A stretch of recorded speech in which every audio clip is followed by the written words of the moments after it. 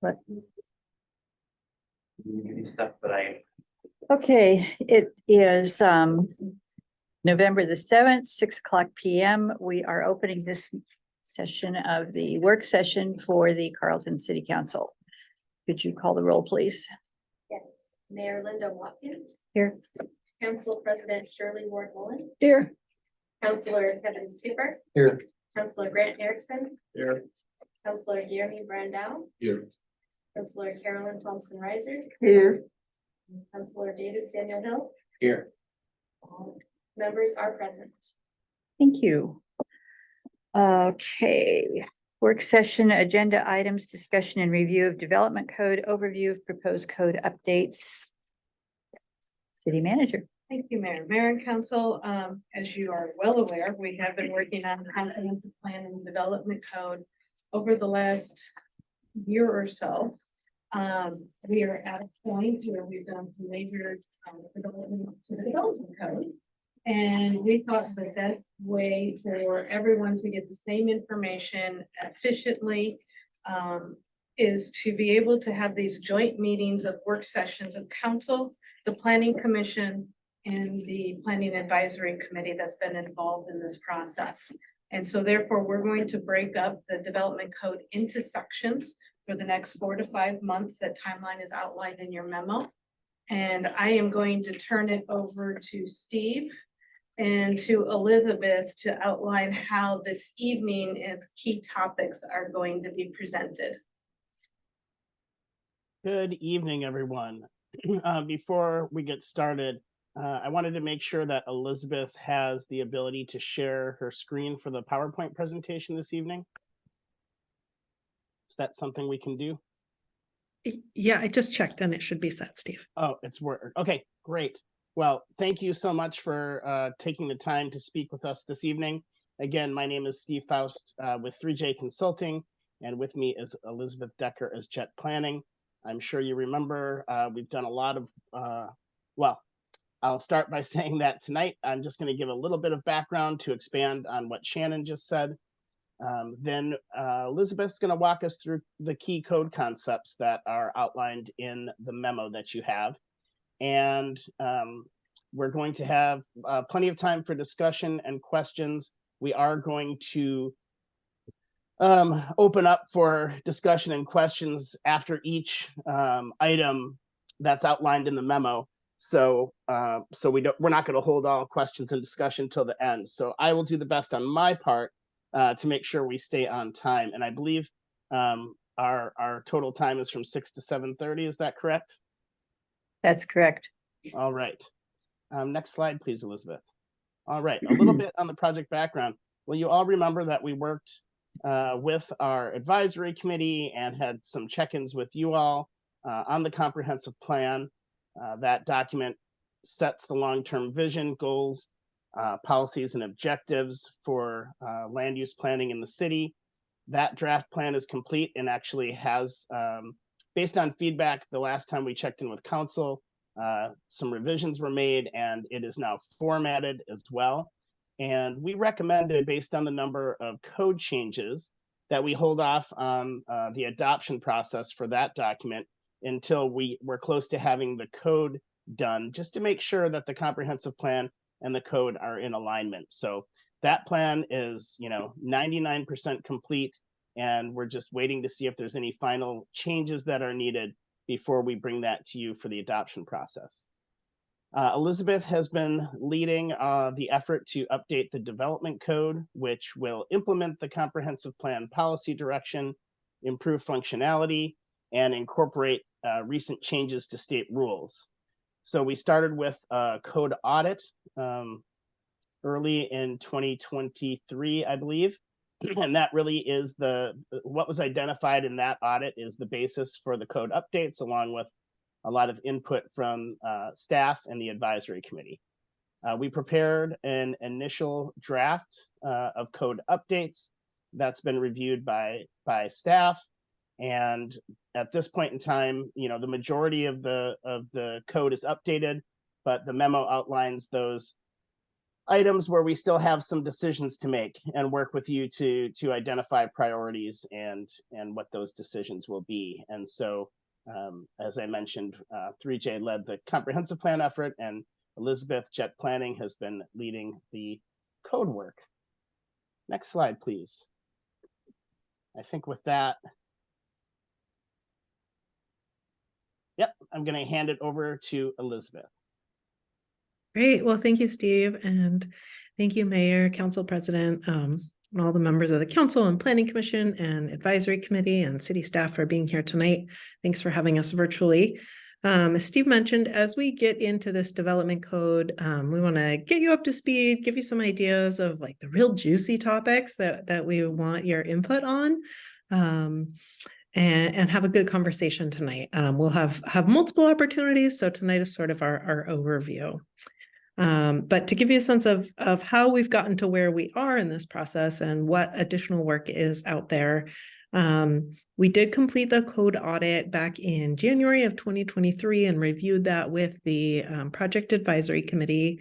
That audit identified code updates across these 3 categories. So first of all, we use this color coding system, housekeeping updates. So just things like how to make the code, more implementable, more consistent, improve that functionality Steve mentioned. We also identified a number of policy opportunities, places where there were changes to comp plan policies as part of the broader Envision Carlton project, as well as what we've heard about the council's goals and priorities. So highlighted some opportunities there. And then the third category of updates has to do with state regulations. Just based on sort of the age of the code, it hasn't had a significant update in more than a decade, and some parts of it are older still. So there have been changes at the state level, as well as best practices that really help us find some opportunities to modernize the code while we're at this. So we completed an initial draft of those code updates based on the audit findings in early summer. City staff were very helpful, provided a really detailed review that helped guide us to make some further revisions. And as part of that discussion, we've helped highlight some of these outstanding policy issues. And so we'll take that as well as our discussion tonight, and that will help us incrementally improve the draft code, which we will be presenting to you over several upcoming work sessions to help guide your review and input on those outstanding policy issues before we complete a final code draft for review through the adoption process. So to give you a map of how we're thinking to approach this, based on the draft that we have right now of the code, we brought that and the concepts to a public open house last week at the fire station. So we had an opportunity to talk to some community members there. We also have an online survey. Steve, do you have an update about how long that's going to be open? Oh, you're still muted. I'll look into that while you continue. Okay, yeah, sorry, pop quiz question. But there is an online survey component to complement the public open house. And we'll make sure that we share that link to you all. And hopefully you can help us share that with your networks so we can get some robust feedback. As far as our work together, what we've planned and sketched out with Shannon is looking at a series of work sessions starting tonight with this overview and discussion of key concepts to help orient us all. And then we're going to really dive into the code details, bring you chapters of the draft language. And we've broken that down tentatively into there are 7 divisions, each of which includes multiple sections and chapters. And we've grouped them, very creatively in numerical order. But you'll see once we get into it, each division is has some internal coherence. So it just makes sense to talk about divisions 1 and 2 in December. We'll have that code language. We'll highlight some of these concepts where we've incorporated your feedback based on tonight.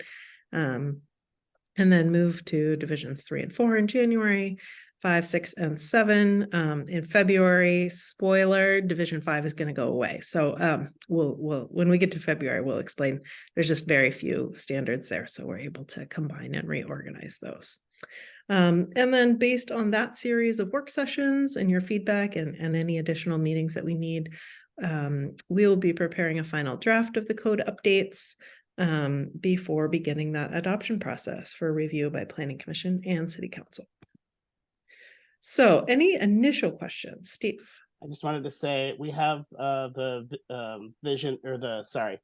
Envision Carlton Development Code survey says that it will be open until November 17th. That's to give us time to incorporate any feedback we get before we meet the next time in December, but that date is a little bit flexible. If we feel that we need a little more time, we can do that. So we can revisit that at a later date. Great, thank you, Steve. So any questions on sort of the overall approach before we start talking about the individual concepts?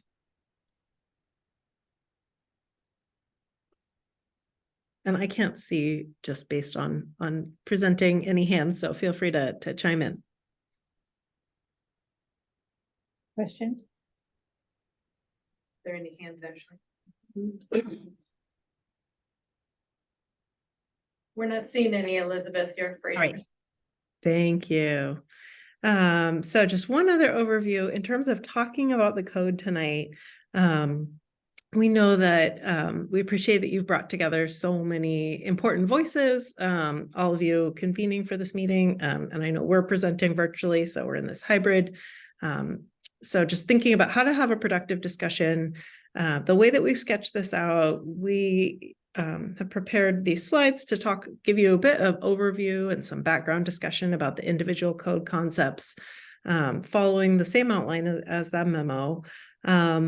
And then we wanted to highlight some specific questions for you that will help guide our refinements to the draft code. And then we have also, at the request of Mayor and Council President, we have also included our recommendations and rationale and perspectives from other cities to help inform your discussion about some of those questions. And that's not to say that our recommendation, is the only recommendation, but just an additional perspective as you're beginning this discussion. So with that, the first concept that we wanted to talk about has to do with the residential zones. And I think this has, been one of the biggest areas of opportunity in discussion. We certainly heard through the comp plan process, and undoubtedly you've heard that at the state level, there's so much discussion about housing and how the residential zones can better accommodate a real mix of housing that meets the needs of our communities. So some of the changes proposed here look at expanding the different variety of residential uses that can be permitted. So adding accessory dwelling units or ADUs or granny flats or carriage houses, however you prefer to call them. Also allowing duplexes in more zones on the same lots where single family detached homes can be permitted. And then adding a cottage cluster use, which I've included a site plan here of an example cottage cluster project. This one is in Florence on the coast. And what makes a cottage cluster distinct is that there are smaller homes and they're generally oriented around a common green space rather than all in a line oriented toward the street for a common subdivision layout. So it really allows for a greater number of smaller homes in a more flexible site layout. And it's a tool that's being used across the state. And we heard some real interest in that style of development to meet some of Carlton's needs. We also saw the opportunity in the code to just write the standards for minimum lot sizes and minimum and maximum densities in each zone more clearly. The way the code was written, it was just kind of messy the way that it was done. And then also an opportunity to simplify lot coverage standards. Right now there's 3 different categories of measuring the lot coverage. And we found a way to combine that, provide a little more flexibility and ease of review. And just to give us some background and some sense of what we're talking about when we're talking about the residential zones, it's really a huge, a significant amount of the city. So fun fact, residential zones on almost all zoning maps are in the yellow to orange spectrum. That's like the official planner's secret code. So you can take that with you wherever you go. So the R1 zone is the low density zone in Carlton, and that's the lightest yellow. You can see that takes up a significant amount of the city. And so providing more housing opportunities there is going to have one of the greatest, broadest opportunities to expand options within the city.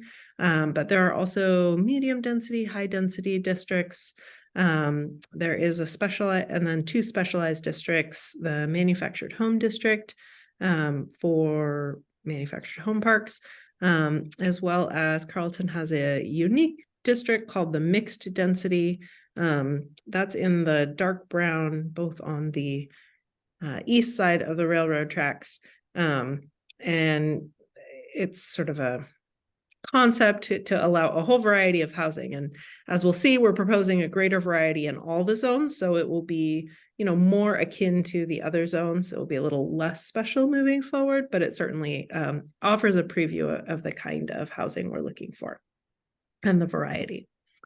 So when we talk about providing more housing options, the code concepts here that I wanted to highlight in yellow, you really see the primary changes. So looking at adding these accessory dwelling units, really in any zone where single family detached homes are permitted.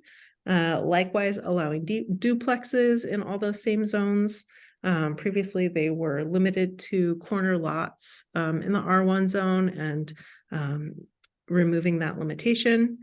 Townhouses were previously permitted in the R2 and R3 zones, but we saw the opportunity. The R3 is the higher density zone in Carlton, and so allowing more than 2 attached units would really allow, I have motion sensors in my building that are very sensitive. Allowing more than 2 allows for a greater just greater density and format of homes that are more consistent with a higher density zone. And then the cottage cluster type that we talked about, looking at permitting that across the majority of the zones. And then the remaining uses, no changes to those. Single family detached homes remain permitted in all zones. Multifamily is permitted in the higher density R3 zone, as well as that mixed density. So to give a little background, since ADUs are a new use, these accessory dwelling units for Carlton, we're really able to pull on some best practices from the state. There's been emerging legislation requiring cities to permit these under clear and objective standards, and some direction about what those standards can cover. Carlton is just about to hit the threshold where the city needs to comply with these requirements when it hits a population of 2,500. And so we saw the opportunity with these code updates to go ahead and meet all those requirements now, so that the code has a little more longevity and won't, isn't in need of updates in the near future to meet these standards. So the ADUs, we're permitting up to 800 square feet for each unit. And those units can either be an attached unit with the main house, they can be detached like you see in this slide, or interior to a single family home, say on the 2nd story, or in a basement if older homes that might be built like that. And they're subject to all the same dimensional standards, so setbacks, lot coverage, and height. So in terms of impact, pretty similar to the primary dwellings that are already permitted in these zones. State requirements are very clear that no off-street parking can be required with ADUs. Off-street parking can be required for the primary dwelling, but no additional parking for these. And we also heard in Carlton the importance of limiting the use of ADUs as vacation rentals. So we've added that to the draft. When we look at cottage clusters, again, giving you a sense of what these could look like, this is a project in Newport, Oregon, also at the coast. And these are going to be 4 or more small detached homes clustered around a common shared courtyard. And this is also an area where there has been best practices developed at the state level and other cities implementing it. So we were able to incorporate a lot of those principles, including a maximum 900 square foot building footprint. That keeps these homes on the smaller side because they are permitted at a greater density than single family homes. Just, more smaller homes is the idea here. And for these, we're proposing 1 off-street parking space per cottage, again, based on that smaller size, as well as the emerging best practices across the state. So for discussion, to turn it over to you, looking to hear, how you feel about this variety of housing options, what questions you might have, particularly about the ADUs and cottages. And, to give you some background, we really support this recommended concept. We see from our discussions with the project advisory committee and discussions with communities across the state, these are some really great housing options that add variety and also can be integrated with existing and infill areas, particularly to get some more of these smaller homes. And so there has been a lot of good work at the state level. And so the proposal at this point is consistent with or exceeds that state direction. And it's going to be similar to other small cities that are 2,500 population or above, as Carlton is just about to be. And I guess just one clarification, Carlton is not required to permit cottage clusters based on its size, but that is something we heard a lot of interest in at the project advisory committee. So we brought that recommendation forward. Counselor. Hi, Elizabeth. I have a question regarding the cottage clusters. Given the minimum cottages in these developments is 4, what is the minimum parcel size? Great. We are going to get to that in one of the next slides here. Okay, I'll So wait I'd then. be happy to chat through that. Yeah. Okay. Other questions? Counselor. With an 80, this may be in the wrong discussion piece, but with ADUs, are they going to have separate water billing and sewer billing from the main structure? What does that look like? Or is this the wrong time to talk about that? I think we can talk about it right now. So separate water and sewer building. I'm actually really glad you brought that up. That is something that we would need to talk through with engineering. Generally, ADUs are not going to be sold separately from the primary house. And so they are permitted to connect in a lot of cases to the water and sewer serving the primary house. But different cities have made different choices about that. So that's a really important implementation point. Thank you. May I respond to that question, Mayor? I guess. We do have a separate base user charge for properties that have an ADU. So it's not separated out by billing, but we do charge more. Okay.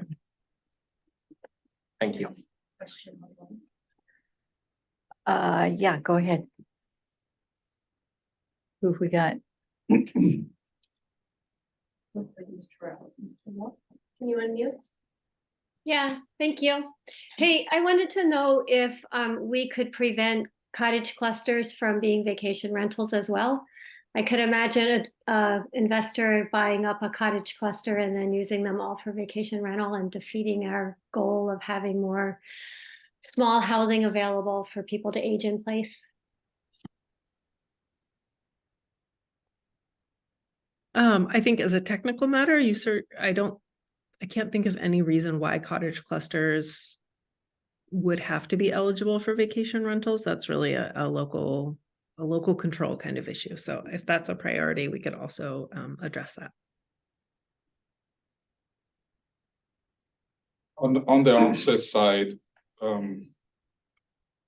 I guess regardless of my opinion, vacation rentals, why are we discriminating or people not having vacation rentals for those? Like, is that even something we are allowed to do? Can we Or is that a problem? Like what, like why can someone use a vacation rental for their own house, but not their accessory dwelling unit? So just in terms of perspective, I would say this is really a local policy priority discussion. The state has not set any guidelines around, and other communities have not, really established a single path forward in terms of which structures have to be permitted to be used as vacation rentals, or which types of dwellings can be limited.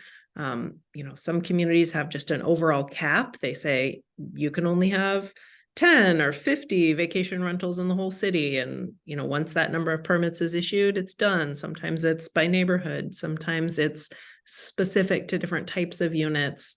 I would say the ADU conversation had come up because those are some of the dwellings that we have seen in other cities more likely to turn into vacation rentals.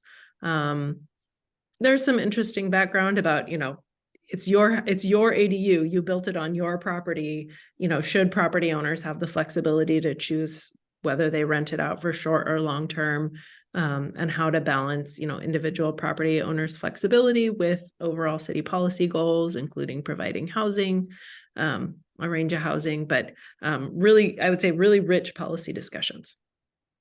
Yeah, I think I would like to stay consistent regardless. I think if we have something for other units, we don't want to separate. I don't think we are doing by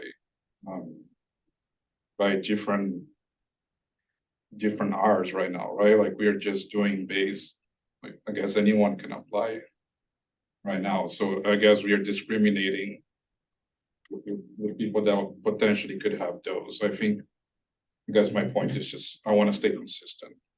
And as Elizabeth mentioned, is that a lot of times, similar to your council goal of trying to incorporate more diverse housing options and policies for increased supply and diversification, is a lot of cities went this route trying to find ADUs and cottage clusters to be innovative, to find some opportunities for other housing options, and then found them quickly turned over to vacation rentals.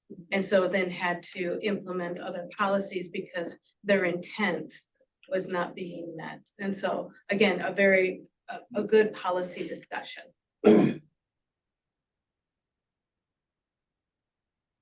Yeah, I tend to agree, like they would still have to go through the same process as any other vacation rental approval process. But we're blanketly just saying you can't even apply for it if you build an ADU. That's what's currently drafted. Yeah, I agree. I don't think we should discriminate at this point. If we are allowing, why are we discriminating? If we're not gonna allow it, we should do the same for the other units. I don't think Because should be going down. it wouldn't prevent them from using it as a short-term dwelling unit or a long-term dwelling unit.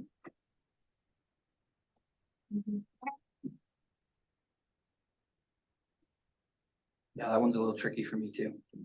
I think to blanketly prohibit ADUs and cottage clusters, I understand the intent, and like I said, regardless of my feelings for it, it does seem a little bit heavy-handed to just, we already have a process to go through for approval for a vacation rental regardless. So that was one thing that stuck out to me too.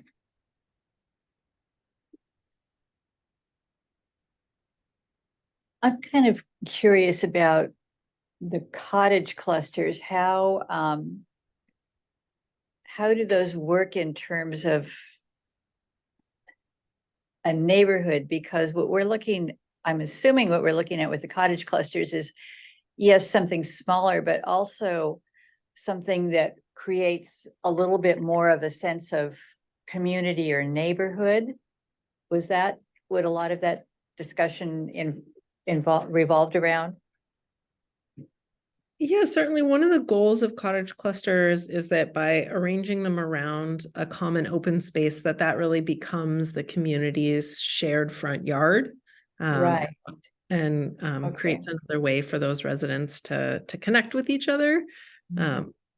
So there's that sense. And I think one of the standards talks about orienting the entrances of the cottages towards that green space, and that for units closer to the street, that those units can also orient towards the street so that it's not entirely an insular community, that they're also creating connections to their neighbors. And did I get, what was the standard for the cottage clusters on ADUs? I missed that. Oh, sure. There's no proposal to permit ADUs with the cottage clusters. Cottage clusters are already smaller dwellings and they're already permitted at a higher density. So there's not really a need to add an additional accessory dwelling unit with a cottage. Right. So as far as allowing any of the cottages in the cottage cluster to be a vacation rental, is that under consideration, or was there any discussion about that? There has not been any discussion about that to date.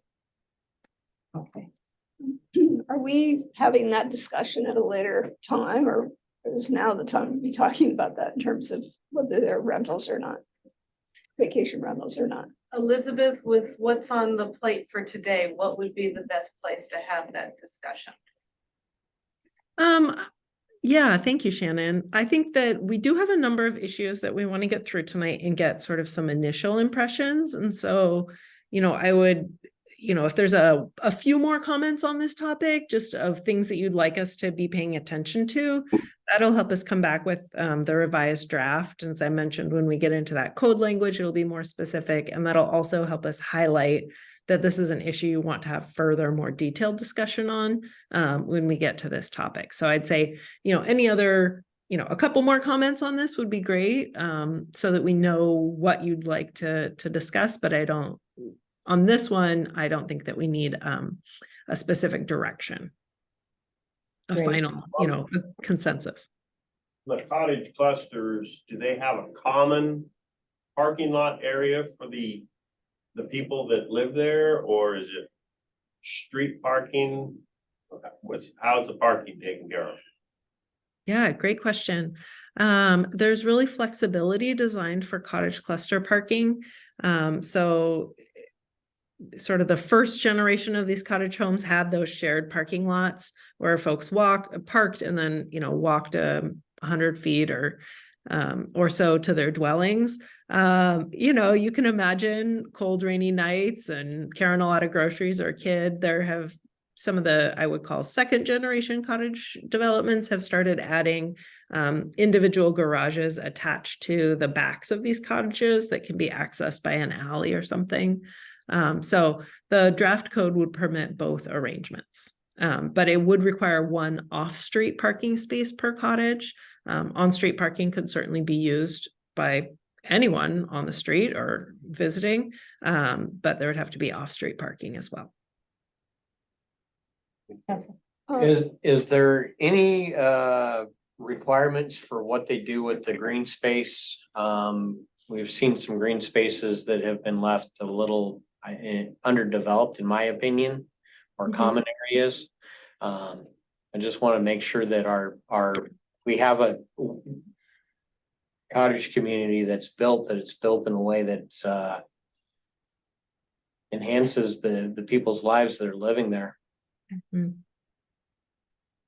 There are some standards in the draft about, ensuring that it's landscaped area and not just rocks or impervious surface, and some amenities, things like pedestrian paths to ensure connectivity from the cottages, to actually access it. But they're not particularly detailed at this point. So if that's an area you'd like us to take another look at, we can. We'll also talk a bit about landscaping standards tonight. So there could be a way to tie those two pieces together, and not make it specific to cottages, but about landscaping generally. One last question. Elizabeth, just one thing on the vacation rentals for the cottage clusters. I agree we can flush this out, later. But one point I'd like to make tonight, I think you might have mentioned that there are occasions when an investor might purchase all these cottages and then turn them around and rent them out as vacation rentals. That's something I would definitely not want to see. Thanks. I Okay. don't think I wanna see that either. I think the Yeah. issue here is discriminating about different types of houses. If that's what we're choosing to do, we need to do that all over the city, not just one in Okay, this topic. Yeah, my concern about the cottage clusters is just like literally someone could buy all of these, you know, and if they had that option to rent them out, I just wouldn't like to see that happen. That's yeah, all. this is probably, we better move on. Yeah. Great. Just wanna make that point. Yeah, no, very complex topic on the vacation rentals. But I do have a chance to address the question about minimum lot sizes here for cottage clusters. So as I mentioned, we needed to make the minimum lot sizes and the density more consistent. Some of the zones had minimum lot sizes, some had density. It was very tricky to figure out, you know, like why can't we have the same kinds of standards for each zone? So that's what we're proposing. And then for the newer housing types being proposed with this update, we needed to include minimum lot sizes to go along with those. So I think one key that I would highlight on this table is that, you know, although the changes are highlighted in yellow, a lot of the minimum lot sizes, again, because the R1 zone takes up so much of the city, those minimum lot sizes for single family detached homes in R1 and R2 are not proposed to change with this project. We did have some conversation with the project advisory committee about that. And, you know, the feeling was really that there wasn't a clear need or clear direction to change that minimum lot size at this time.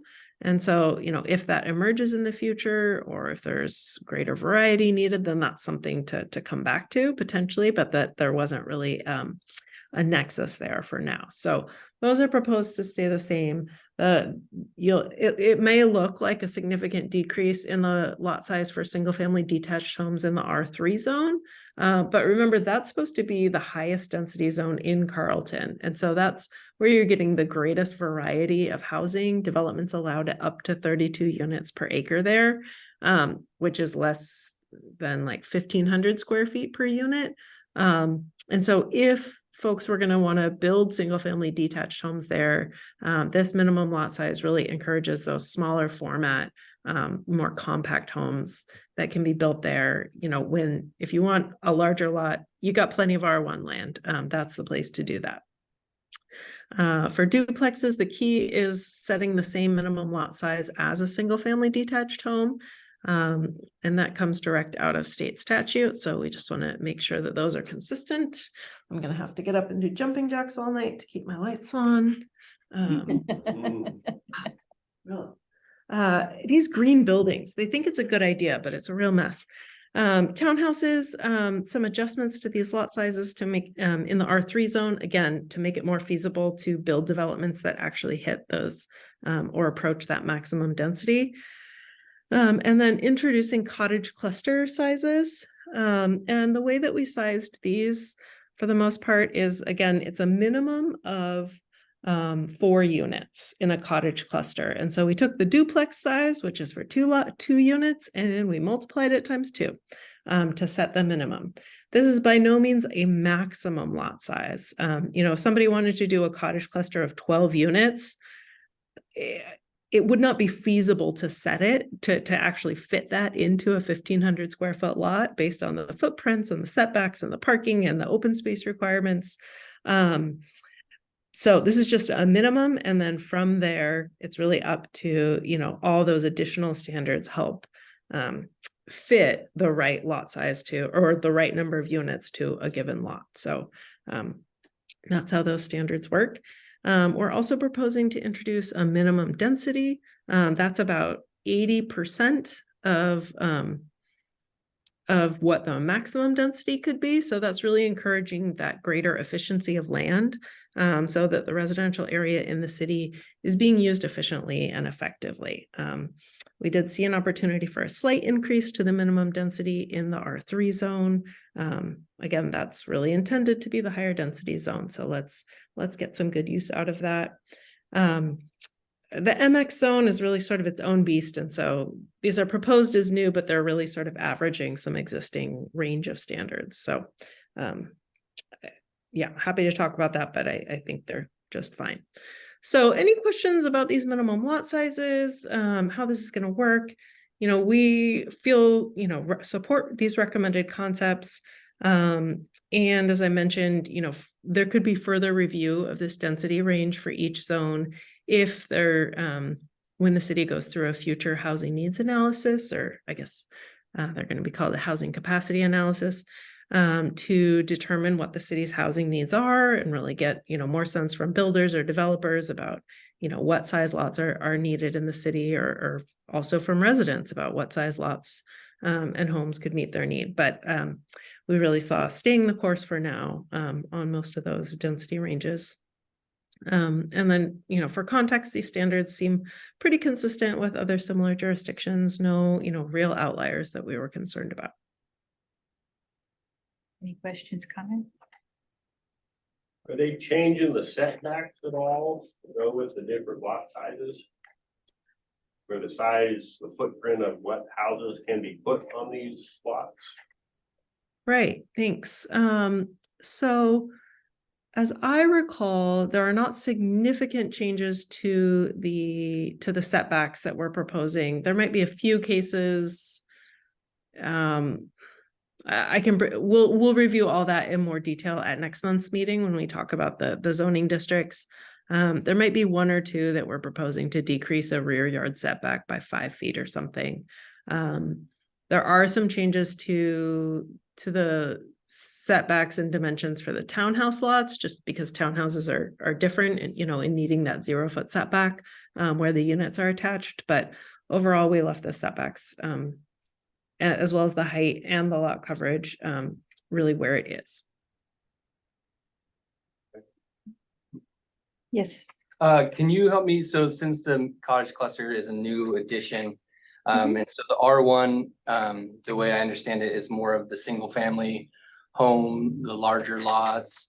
Is there anything to prevent, you know, somebody from buying a parcel of land that's zoned R1 and just for the sake of making more money, turning it all into cottage clusters? And Well, not producing single family. sure. So the proposal is that cottage clusters would be permitted in the R1 zone. So the idea that somebody would purchase a lot and build cottages on it, that's certainly envisioned and explicitly permitted by the proposed code. Are you talking about converting? Could somebody take a tract of land, a huge tract of land that would maybe be a subdivision R1? Oh, okay. Just take that huge tract of land and make it a ginormous cottage cluster.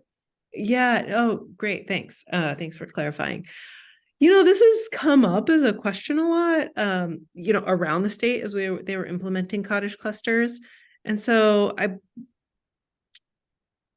I haven't yet seen this play out for whatever reason, that it's either not as appealing as we might think it is, or someone just hasn't thought of it. So, you know, it's certainly worth addressing in the code. And I believe, and I can provide some greater detail next month. I believe what we proposed is that it's a minimum of 4, but up to 12. You need at least 1 common open space per 12 units.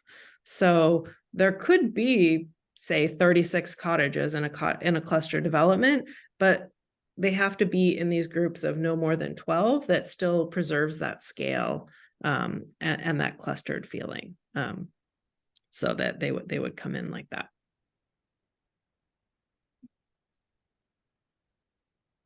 There be a requirement that different between those clusters, to require different housing types like duplexes or a single family detached, so that it's not just this, like Kevin was saying, this big, huge area, just little tiny cottages. So it gives, you know, more of a neighborhood mixed feeling of structures. Yeah, there is not, none of the R1, R2, or R3 zones include any current standards about requiring a diversity of housing. And so in any of those zones, you could, someone could come in with a subdivision application for all single-family detached, or all cottages, or all duplexes. The MX zone does have a provision that no more than 75% of housing can be a single type. But that's the only zone currently that speaks to that. So maybe there needs to be some discussion about a variety of homes in those areas. Yeah, we're happy to look into that. I have a question. So both of these changes, they would increase density. And is there any type of study or understanding that the city has the capacity to increase density, like in terms of water, sewer, police, like all the resources the city uses? Do we have the resources to do that? Yeah, and just real quick, when you say these two changes could increase, do you mean the cottage clusters and ADUs? I mean, the zoning, like allowing, like we're talking about the accessory dwelling unit, the cottage clusters. Okay. And we're talking about reducing the size of the zones, right? So I assume both of these changes, if they happen, they will increase. You will have more people in less space, right? That's the goal here. We are trying to make things more affordable. So the question is can the city take the hit of having to provide more with less space? yeah, that's a great question. So the review really depends on the scale of the project. So, in this hypothetical, larger subdivision, whether it's single family homes, whether it's duplexes or cottage clusters or townhomes, those would all go through review by the city engineer, and they'd have to demonstrate that there is capacity available to serve them. So that would be reviewed at the project level. If it was, an individual ADU being infilled to an existing home would not necessarily trigger that level of review. But those are all things that are considered before they even bring it to the council. Or bring it. Yeah. Well, isn't it meeting the requirements of the comprehensive plan? Yeah. Yeah, so. Yeah. Right. And there are development code requirements about, provision of public facilities and adequate capacity as well. Susan. Yeah, I wanted to highlight the previous comment about diversity of housing within each neighborhood. I think that's something that we talked about when we did the comprehensive plan. We talked about how important that was for our communities to have a mix of housing within neighborhoods. So if there's any way to do that, I would really appreciate seeing that incorporated into the code, so that we have big houses next to little houses, next to duplexes, next to apartments. So I just wanted to highlight that. And then I'm wondering if to eliminate the possibility of one giant cottage cluster that I think Kevin Skipper was talking about, could we have maximum lot sizes for those cottage clusters for each individual home? And that's all I had to say. Yeah, thanks, Susie. One thing that we can look at is we can put a cap on the maximum number of cottages permitted in a cottage development. So right now it's 12 units per cluster, but there's no limit on the number of clusters. And some communities have proposed to cap that at just one cluster or at 24 units as a maximum. And if that's something that the city would like to take a look at, we can certainly explore that. I would like to see the cottage clusters used as a way to bring young families into our community, so they're not paying $600,000 for a house. I just feel like these small houses, there's a few of them around town, and they work perfectly for people just getting into a home of their own. For old people. Right. And also for old Yeah, people. aging in Yes, place. for people aging in place. I think that's super important too. Okay. Let's move on. Excellent. Okay, some of these I think that that's really a big juicy one that we can all relate to, talking about residential development, because we're all looking for a place to live. When we get into the downtown design standards, I wanted to highlight this in the memo because when you see the code, there's an awful lot of changes to this chapter. But the short version is there's a lot of changes just to make it clearer and better, to strengthen the existing design principles rather than to really change what those design principles are, because we saw that there was so much work that had already been informed by community discussion and priorities for downtown. So no changes to uses. We're really just reorganizing the standards and grouping them into really two categories to create a choose your own adventure, if you will, for development in downtown. So there's two paths, either a more prescriptive set of design standards. Those are generally more numerical, or choosing out of a menu of options like materials. And then if someone has a more creative, distinct approach that doesn't fit those standards, there are more flexible and discretionary guidelines, and it would then be up to the applicant to demonstrate how they meet those guidelines, make a compelling argument, and come before the Planning Commission for that discretionary review. So there's two paths depending on what an applicant wants to do, but again, a refinement of what's in the code rather than a significant rewrite, as well as some reorganization of these additional standards that apply to the 4 different sub-districts. So does this seem, like the right clarification approach? We definitely support this 2-track review as a pretty well-established practice that we've seen be successful in other communities. I would say that the city standards, I guess I use the word complex, are more detailed than some other comparable cities, but you also have a really distinct and, I would say valuable in the sense of like a high community value in downtown. And so if that is a priority for the city, then the code does seem to be helping implement those downtown priorities. And I would say you're doing pretty well in this sense. Any questions about this one?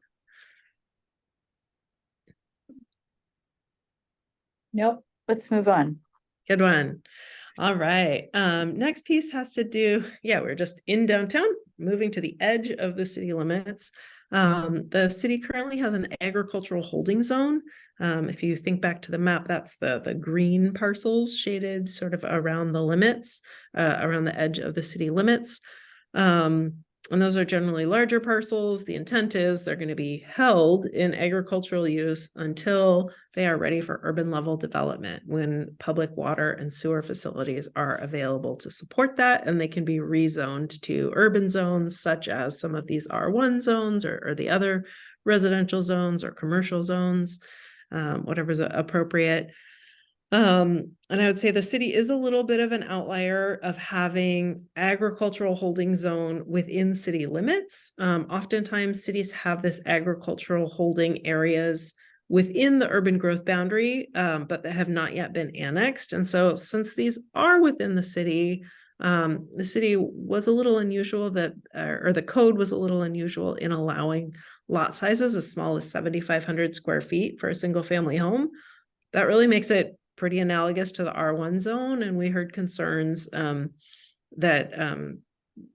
these lands were not being developed in a, timely, thoughtful manner, and that it was difficult to maintain sort of this holding function prior to urban development. And so we took a 2-pronged approach here, recommending a comp plan policy that talks about limiting redevelopment in these areas until land use designations and a broader sort of visioning of what land uses these agricultural areas are destined for, shall we say, under the city's 20-year vision, and what zones are intended for future development.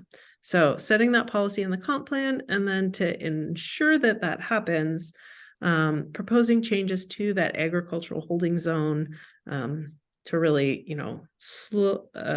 enhance that holding feature So prohibiting land division until those properties are rezoned, and establishing a 3-acre minimum lot size to prevent untimely parcelization. You know, once those lots get down to like an acre or half an acre, and homes get built, then they're really unlikely to ever redevelop at those urban scales that we're looking at to match the existing neighborhoods, which then just pushes other development further out. So does this seem like some changes that you can support to enhance the function of this zone? You know, as I said, we support this approach because Carlton has, you know, this sort of unusual circumstance of having these agricultural lands within city limits already. It does seem important to us to apply these tools. Counselor.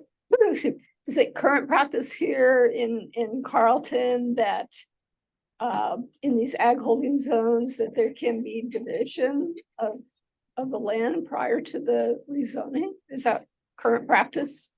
It is not prohibited under current zone. And so we heard that there have been some concerns from the previous contract planner that folks were coming forward with subdivisions for these parcels, and there wasn't really anything for them to point to in the code to say this isn't appropriate, or you need to complete this rezoning step to an urban zone first. So that would sort of close that loophole. So help me understand, sorry, so if somebody has a 7,500 square foot lot currently in the ag holding zone, what does this proposal do to that lot right now? Like once this is applied? Yeah, so nothing happens to that lot because it was legally created. You know, the city would probably love to have a conversation with them about rezoning, right, to the R1 or some other zone that would better fit their property. But it does not invalidate their lot size or force them to consolidate in any way.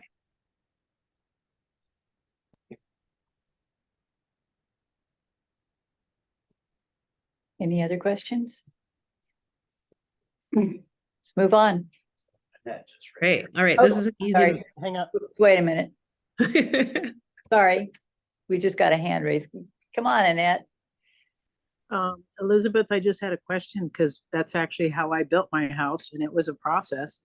But with the change in zoning from the ag holding to the R1, would that affect, say, the 7,500 square foot lot owner's tax bill or tax status?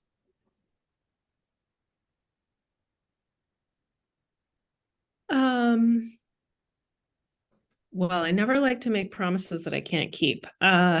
So I would, but what I understand, and I am happy to look into for further detail, is, you know, there are tax structures at the state level about keeping land in agricultural use, and there are some different tax assessment rates. But if it's a 7,500 square foot parcel being used for residential use, it is not the zoning itself that affects what the land use is. Or I'm sorry, it isn't the zoning itself that would automatically trigger a different property tax assessment. It's whether a property is enrolled in a state level, I don't know the right phrase, tax deferral or tax priority program, something like that. Yeah, it'd be tax deferral because, yeah, if it was being used to grow crops, you know, you can keep that going forever as long as you're planting something. Yeah. So, yeah, I just was wondering about people who, you know, built on that lot size under one zoning and then it's changed on them. And then would that trigger a difference in their tax rate? That was my question or my concern. Thank you. Yeah, no, and I would say annexation often triggers changes to property taxes, but since these properties are already annexed, you know, I can't actually speak to the full extent of local districts and taxing, but generally it's annexation, not rezoning, that triggers significant property tax changes. Okay. Thank you. Next. Thank you. All right, so a quick one here. Division 3 that we'll talk about in January talks a lot about public improvement requirements. So, and this came up earlier, talking about new development, street, water, sewer, and drainage are all required and evaluated for capacity prior to new development. And so we had really good input from the city engineer about how to improve this section of code, make it more usable, better organized, and really balancing what level of detail goes in the development code and what goes into a separate document adopted by the city, the engineering standard specifications. So trying to get that level correct. And then I just, wanted to note that we have heard a lot of questions during this process about some of the cross sections for new streets and really how wide they are and what features they accommodate. And so those discussions are going to be best incorporated into the upcoming transportation system plan, or the TSP update. With our work here, we're really just focusing on setting up the code structure. We can't write code that is different from the existing TSP. And so once that TSP is updated, if there are changes to those sections, then it will be clear where in the code those standards would be changed to implement for future consistency. But for now, we're just maintaining consistency with existing adopted plans. Okay. Next piece talks about some parking minimums. I think I already highlighted most of the changes have to do with these new residential uses. So as we already discussed, the majority of parking standards, again, these are minimum off-street requirements, stay the same.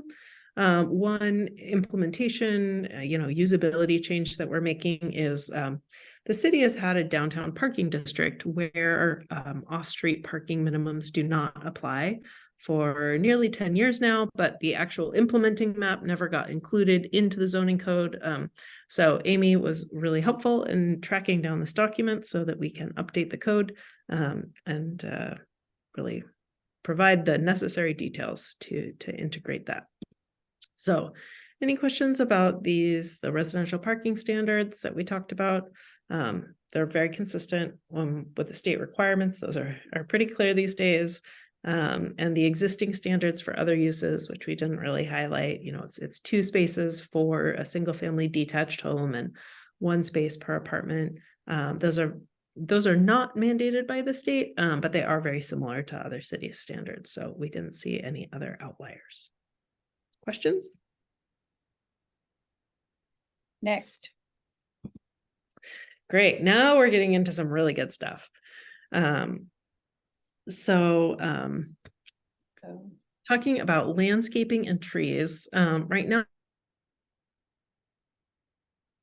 No. On requiring a percentage of sites to be landscaped. So it's 10 to 25%, 10 in places like downtown where, you're looking for a more urban feel, and 25% for things like residential lots. Excuse me. And it's not, the code currently doesn't include specifics about which species have to be included or planting ratios, like a minimum number of shrubs per, XX square feet. Some other codes in larger cities typically have very detailed standards that require a lot of, the plans have to be prepared by landscape architects. They have to be reviewed by city reviewers in a good deal of detail. They may need to be landscape architects themselves. So, there are ways to add additional variety. We have heard from the PAC and from council that's been conveyed to us, a real strong interest in native species and or prohibiting invasive species, right? That creates the room that you need for the native species. And so, right now the code does not speak to any of those topics. I have seen other codes that adopt plant lists. I would not recommend adopting, lists of species directly into the code. That just is so much detail. It makes it difficult to administer and also to continue to update the code. But sometimes there are, if there are these additional lists, the city has already done that with an approved street tree list. The Planning Commission has prepared that, and part of these code updates would adopt that. and by reference through the code. So there are ways to address native species with the landscaping standards. Aside from this street tree list, however, I'd point out that there are currently no tree planting or tree retention requirements in the code. If there are existing trees on a site that are going to be preserved, those can be credited towards meeting these minimum landscaping percentages. Depending on the street cross section, if there's a planter strip, there are some requirements for street trees, but not every street cross section includes that planter strip. And so we have certainly heard that there's an interest in additional tree preservation and or planting requirements. For example, we were just talking about cottages. There could be a requirement like, X number of trees per cottage cluster open space. That level of detail is not currently in the code. And if that's something that you'd like to see, we'd love to have some more discussion about that. So I think that we're generally looking for your input tonight, not in a specific ratios, but this would be an important one so that we know where to focus in our code writing about, is there more direction you'd like to see about plant species? Would you like to maintain the current flexibility in the code? And then similarly, more interest in more direction on tree placement. Also discussion about whether, there's an interest in tree preservation at the time of development or maintaining the current flexibility.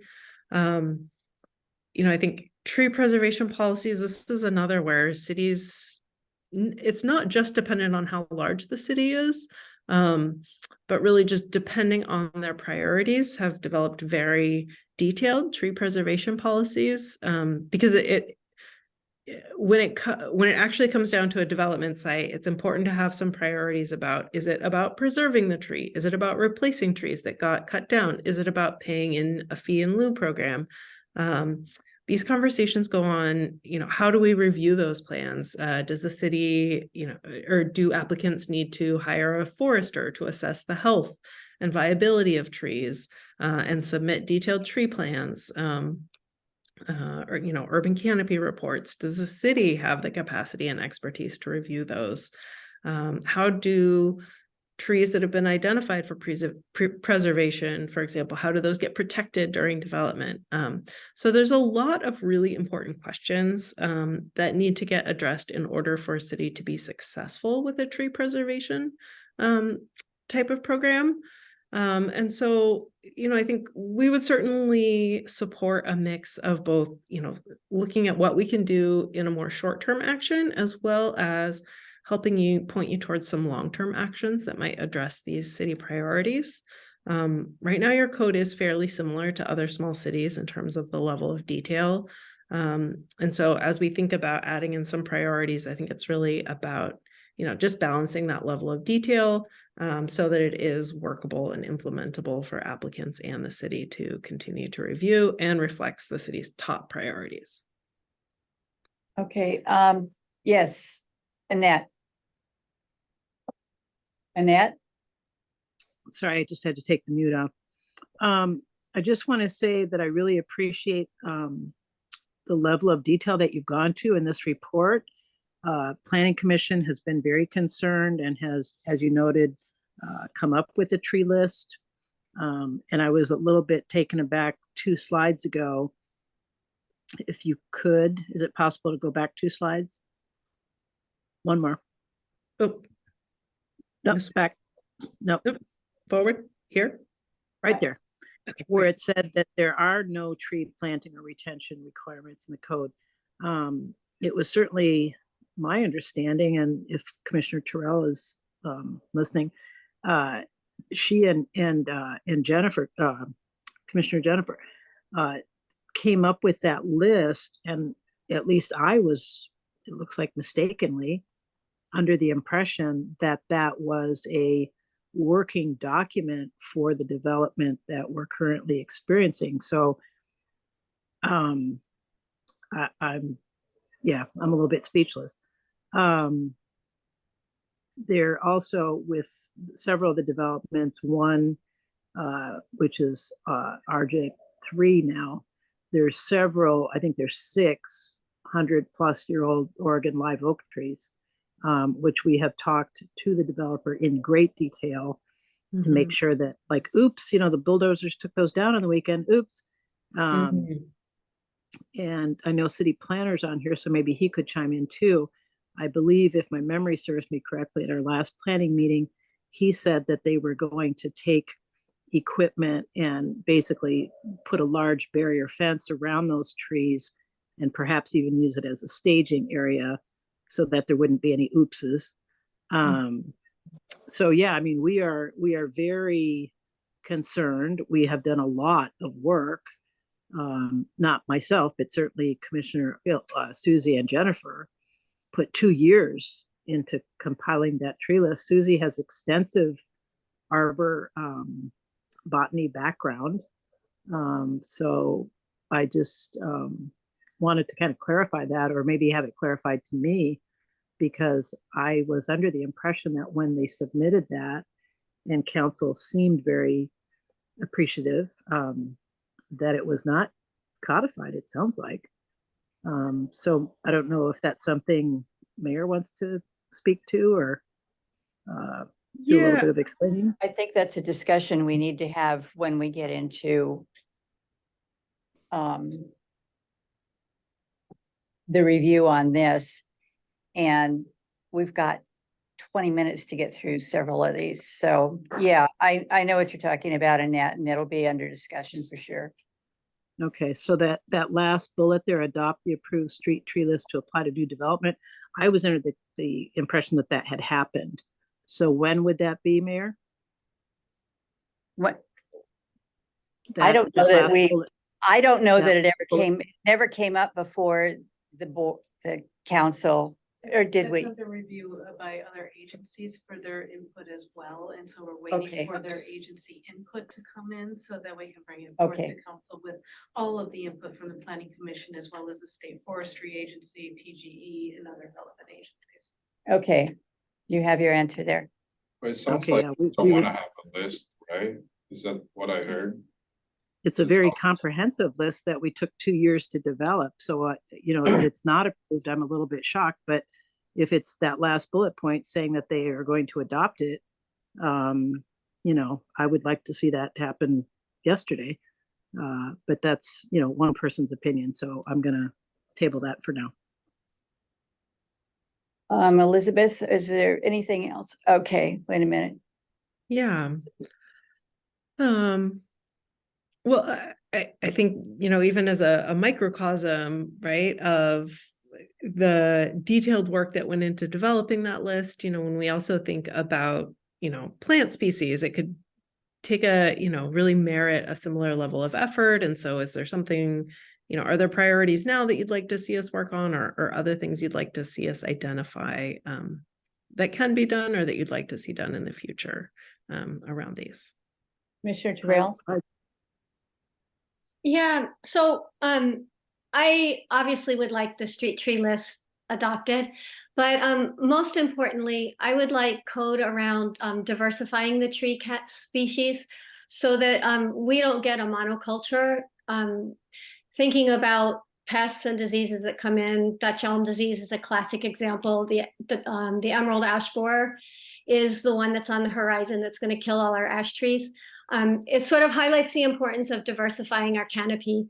And so my goal for this tree code would be both to require that there be number of trees in our planting strip, and also that we diversify the genus of the trees, which means we don't plant all maples, regardless of whether it's red maples, sugar maples.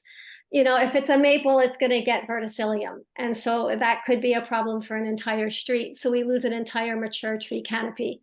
So there's that. I think we have to be careful when we talk about native species. Plants don't observe map lines. So are we talking about native to the Pacific Northwest? Are we talking about native to the Willamette Valley? Are we talking about native to Oregon, which could include Central Oregon versus the Valley?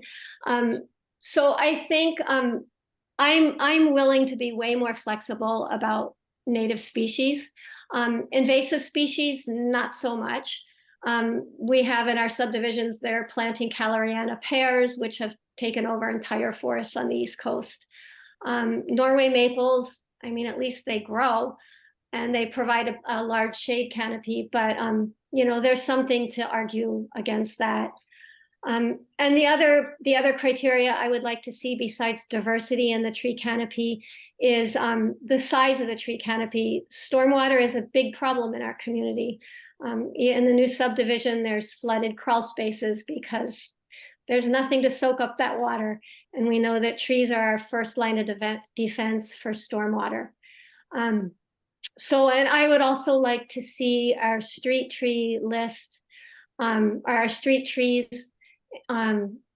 incorporated in a whole stormwater mitigation process. So we have planting strips with stormwater mitigation, tree species appropriate to those areas with stormwater collection and detention in our planting strips. Thank Susan- you. Thank you, Susan. Excuse me. The question is just, yeah, you guys have pretty well answered a question there. So Great. we I need think to that, move that along. helps us focus on that. Excuse me, hold on. One thing I heard during our green space discussion is it was important to council to see something about native species. Yeah, Pollinator species and some sort of tree preservation. That is one thing, those are takeaways I took from our last green space discussion. so, Seeing nodding of heads. yeah. So there we go. So that will dovetail with what the commissioners were discussing also. So that will definitely be in there. Thank you both.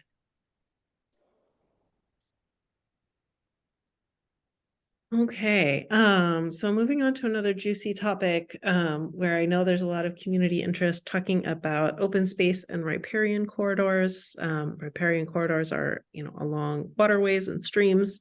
And so this is one of those topics that is broader than development code. Development code can help implement it, but, you know, hopefully we have a lot of long range policies and plans that are also helping point us in the right direction. So to zoom out a little bit, part of the draft comprehensive plan certainly includes policies about creating open space, parks and trails, focusing on those riparian corridors and preserving those sensitive environments.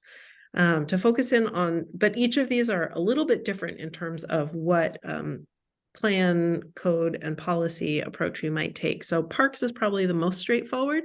The city does have an adopted parks development plan, just updated in 2019, and that outlines the acquisition of land and the development of park facilities on that land, and identifies funding that's primarily parks system development charges that are charged to new residential development. The city does have some capacity, but a fairly limited scope to require additional park facilities to be developed in new communities beyond what's planned in that parks development plan, to really to avoid double dipping. There is some scope, and other cities have experimented with requiring, you know, a small amount of additional land for a very local park within a development. Those are sometimes termed tot lots because they just often don't add up to a very large facility. And so, you know, sometimes the development there is really only the right scale for a toddler or young children. And we've heard that perhaps the city is less interested in creating more of those tot lot facilities. And so, you know, I think that the direction here is really like doubling down on the parks plan, you know, continuing to collect those fees and create those larger facilities, or, you know, continuing to look if there are code requirements for some additional parkland, even if those facilities might be pretty small. So, you know, I'd say my recommendation is I've seen parks plans be one of the strongest ways to really implement, or alternatively, the cities that have gotten additional parkland dedication with new developments, I've seen that through more of a planned unit development or other discretionary land division review, where cities are really able to have more of a negotiation with a developer than a straight subdivision. So those are the areas that I would recommend looking at, especially based on the feedback I've heard so far, that the city is, not really interested in additional tot lots. But so some initial thoughts here. I know we're kind of all practically in a lightning round, but go ahead. Any comments? Annette? I would like to counter that argument. Planning, when we looked at the last phase of development, fought pretty vociferously against the developer. We were begging for a tot lot because they were just cramming as many houses as they could in the smallest possible space. And they were actually attempting to say that the adjacent public school constituted a park. So I think we put that to rest. But I think that for mothers with small children, putting them in a stroller, if they have something within their community that they don't have to get in the car and throw the kids in a car seat and drive there, I think that their needs are just as valid as some of our bigger and beautiful parks. But as things develop, I would speak for planning because we were pretty aligned. I know there's only two of us here tonight, but we were pretty aligned with being desirous of having those tot lots within subdivisions. So that's the viewpoint from the Planning Commission. Okay. Thank you. Thank you. Susan? Just very briefly, I think with increased density, we have an increased obligation to provide access to green spaces and green trees. Indeed, the federal government is hundreds of grants to increase access to green spaces and trees. I would advocate for each dense development to have at least some green space within it, whether it's green space or a park, just some access to nature, or a very clear path to get to a park. So an inviting multimodal access to a park. So that means a shaded sidewalk. It means continuous sidewalks. When we talk about investing in trails and all of those things, I'm 100% behind those. But I also want to emphasize that our old comprehensive plan has prioritized sidewalks from along Main Street, and still we have no continuous sidewalk on Main Street. So I think street trees shading our sidewalks, making it pleasant to walk to the green spaces that we have, probably are fiscally more within reach than trying to plan huge parks. Not that I'm against planning huge parks. Yay, I'm all for parks. But I really would like to double down on making the parks that we have accessible to the people who live in our community currently. Okay. Mayor, I think that also dovetails with council's discussion about creating greenways and more ways for neighborhoods to access parks. Yeah. Thank you. All right. Well, that's a Okay. great segue. Thanks. Or more parks comments? No, we're done. Okay. So, right, another component of, a broader network of spaces, right, is certainly that access. And so in terms of trails, right now the parks plan does talk about some trails within the existing park facilities, but doesn't talk about connections to parks or between parks. The existing transportation system plan can and does talk about multimodal pathways. So facilities for pedestrians and bicycles that create those networks within the city. And so there was a pathway identified along parallel to the railroad tracks in that TSP. I understand there have been some coordination issues with the county around that. And so that probably could be revisited as part of the TSP process, but also a broader interest in that trail alignment, as well as along Hahn Creek and the North Yamhill River, and then these connections to parks that I'm hearing discussion about. And so there really are some options about using the parks plan and or the new TSP to further direct this trail development, to be more specific about the alignment and the acquisition and funding and development that's needed. I would say that I generally have seen these be the strongest way to implement these. types of trail alignments, rather than, one-off trying to negotiate with a developer. By having those plans and maps, really having it on a map is one of the key things, just like building out your street network, because that's the document everyone is going to come to and that can be legally applied at the time of site development. Thank you. Thank you. We have 5 minutes to Yeah. finish this up. So then we've got to start our council meetings. So Quick Steve- thoughts on trails. We're almost done with this. okay. Well, and Steve is waiting also, so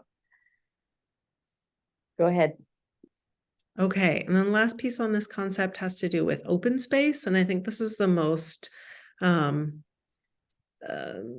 there's just a third component. So we're looking at looking at open space from both a natural resources, environmental stewardship lens, as well as towards sort of an unprogrammed public kind of space to provide access and long-term management. And so really what's important here is that this isn't in the parks plan right now. It could be added.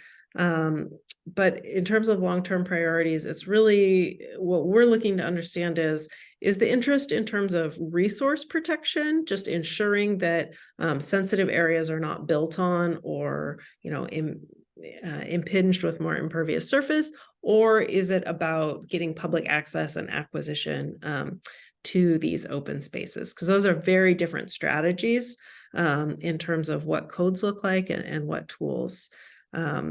So, I'd say that beyond any open spaces that get incorporated into parks plans, we don't often see smaller cities implementing a lot of these open space protections beyond the broader state requirements around things like wetlands. Just, due to similar to arborists and forestry, there's just a lot of detail and complexity and need for experts. So unfortunately, the current code is not atypical. But if this is a passion of the council, we would be interested to hear sort of a direction on that. Thank you. Counselor? Well, your first point that you made, that you said there, in terms of protecting the land from, development that may impact the environment. Mm-hmm.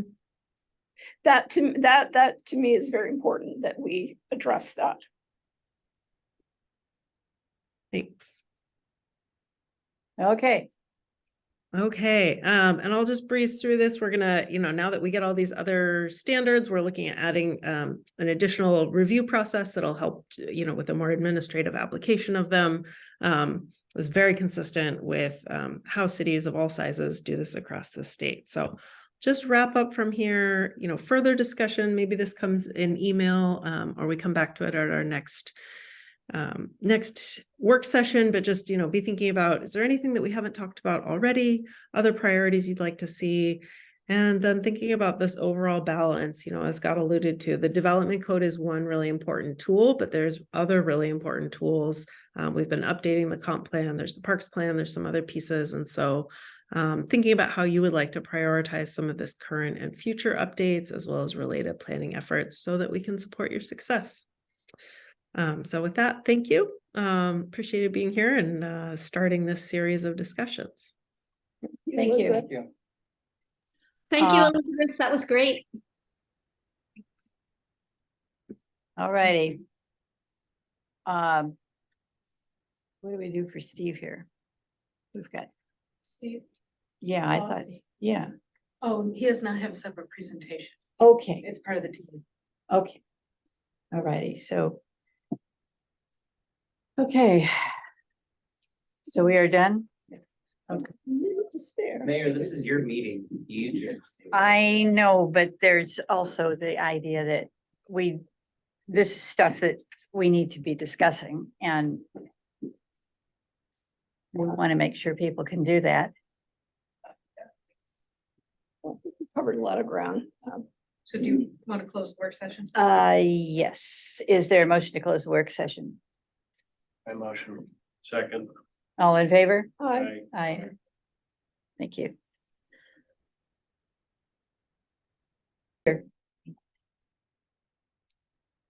It is 7:31 p.m. And we are convening the November 7th, 2023 City Council meeting, regular meeting. Could you call the roll, please? Council President Shirley Ward Mullen, Here. Councilor Kevin Skipper, Here. Councilor Grant Erickson, Here. Councilor Jeremy Brandau, Here. Councilor Carolyn Thompson Riser, Here. Councilor David Samuel Hill. That's online. Mayor Lyndon Watkins, Here. or Councilor Hill. Okay. Please join with me in saying the Pledge of Allegiance. I pledge allegiance to the flag of the United States of America and to the republic for which it stands, one nation, under God, indivisible, with liberty and justice for all. All righty, are there any changes or additions to the agenda? Yes, 3 additions, Mayor. We have the addition of discussion street closures for the lighted bike parade after the tree lighting and Christmas in Carlton. We have an additional of an update about recreational immunity for recent court decision at the end. And we have the addition of handling disruptive citizens also. So The added light bike parade will take the place of item number 8. number A. Okay, the bikes. The rest will be added. Would you give me something about that hurt us? Never mind. All righty. All righty. So are there any ceremonies, appointments, or announcements? Okay, at this time, we're at the section of the agenda where we allow public comment. This allows members of the public to address the city council on any items off or on the agenda. When invited by the mayor, members of the public shall come forward, state their name and street address, and direct all comments to the mayor. Comments are typically limited to 3 minutes unless otherwise additional time is allowed by the mayor. We start with section A, which is items that are not on the agenda. Do we have any guests who would like to speak to something not on our agenda tonight?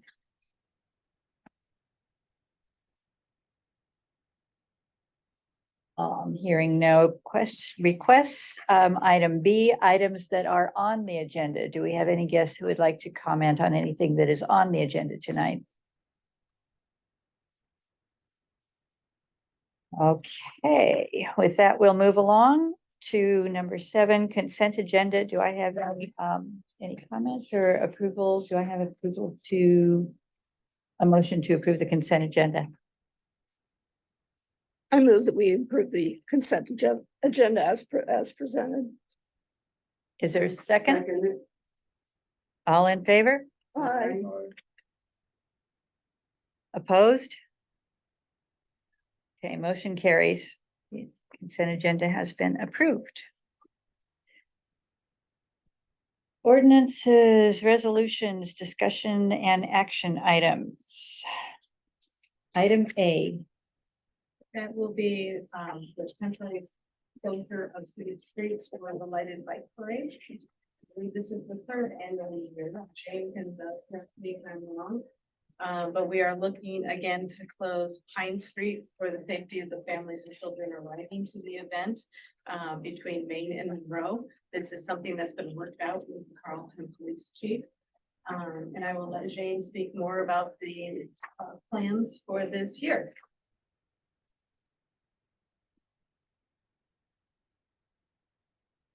James, speak up. You're muted. I know. There we go. Of the There we go. Carlton Farms trucks just went by, so I just like left it unmuted. So I'm sorry. We got you now. What was your question? We were looking for a report on your proposal to close for the bike parade. right? You're Do you waiting on have some, any comments that you want to make about before we vote on it? no, I think we have everything that you've requested. If not, please let me know. So we've had, Carlton, the fire department, fire chief signed off, the city, of course, Carlton PD. I've been given approval by all of the businesses that are using the public parking. And then, of course, I have a letter drafted for all of the people that live along the route. And then also some signs created for the event to, and let people know that the roads will be closed during certain times. What else are you thinking you might need from me? I think we've got it. I Just- just noticed, what do you call it, a scrivener's error? Where it shows, the contact to be Chad Olson as the city manager. Oh. Pass that for. That could be a problem. Thank you. Yeah. Takes multiple sets of eyes.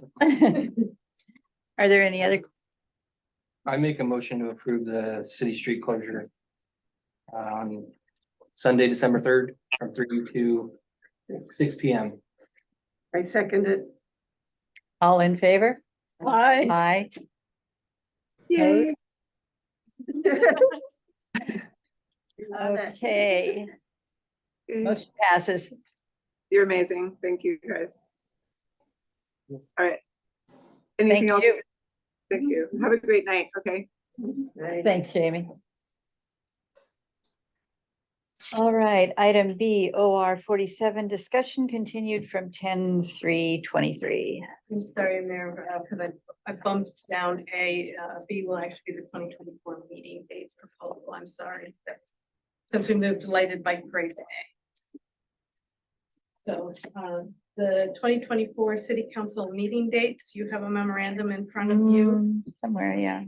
And we have proposed 3 changes to the meeting dates. We are proposing the January change to January 9th, to January 2nd.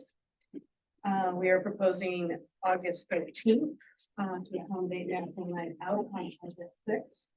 And we are proposing November 12th instead of November 5th.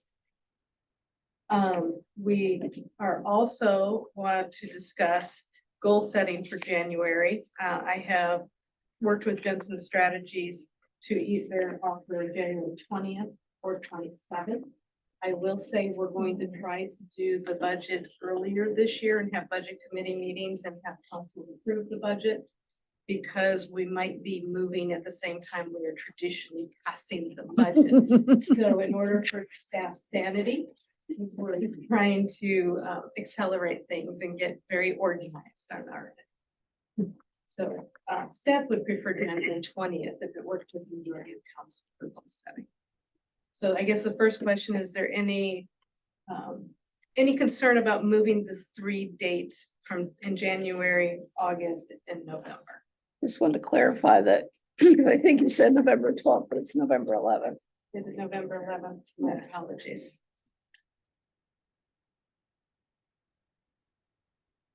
The November 11th would be a problem because that's Veterans Day, which is why it got moved to 12 to 12. To the Oh, 12th. wait a minute, excuse me. You I'm have to looking at the close the wrong 12th. thing. Sorry. November 11th. You move Scratch. the meeting to the 12th, that's gonna be Sunday, Of 2024. 2024. Sorry, I was looking at the wrong column.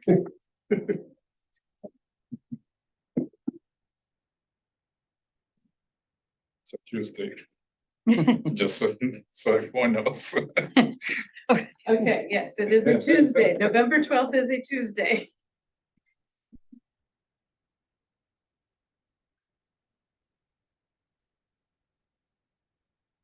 So, It works for me. Me too. okay, I'm good. Okay, so those 3 dates are okay to move. Counselor Hill, any objections? No objections, thank you. All right, goal setting. How do people feel about January 20th? That's good for me because I can't go on the 27th.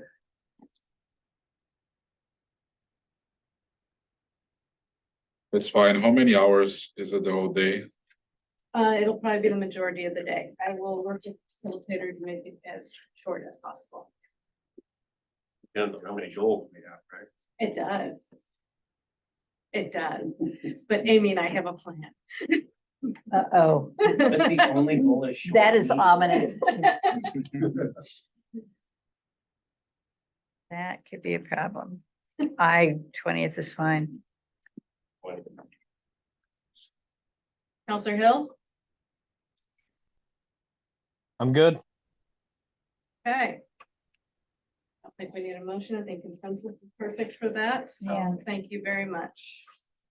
Alrighty, So now it would be the OR 47 discussion. okay. In that case, we're turning it over to you.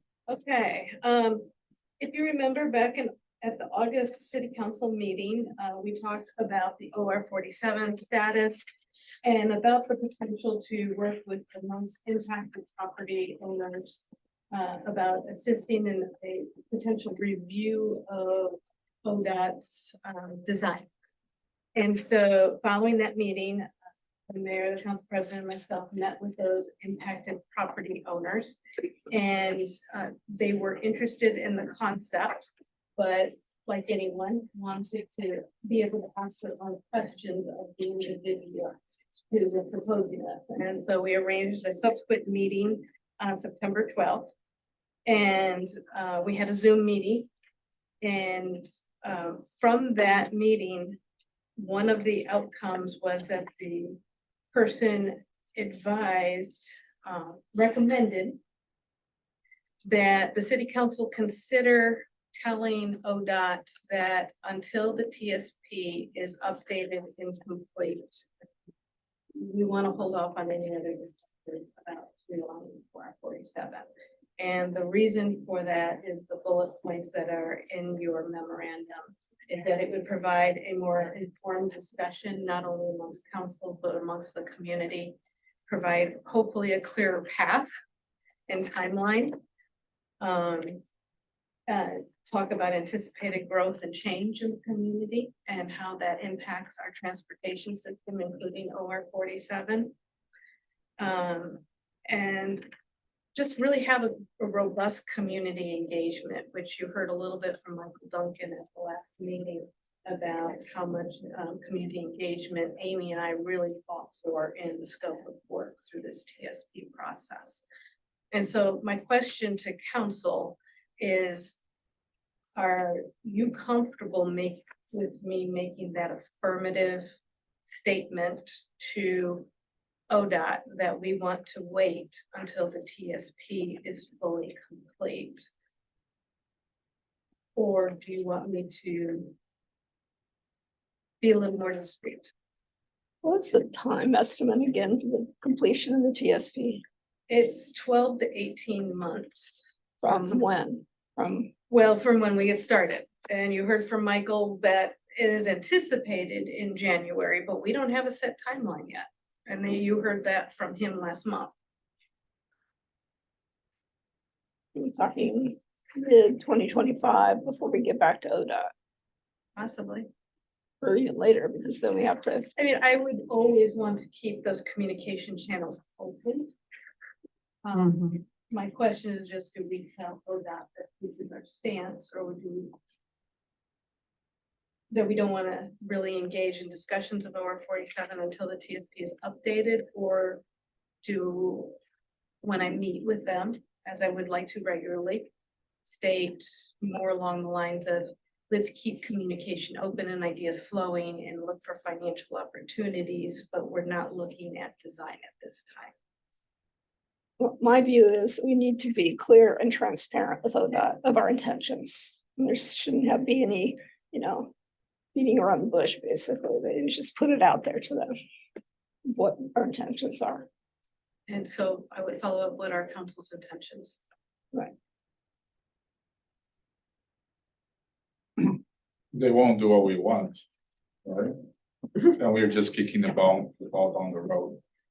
So the concern from ODOT, is that their original scoped project as they designed it was at X. What we wanted increased the project cost to Y. And with inflation and everything else, they're back at C.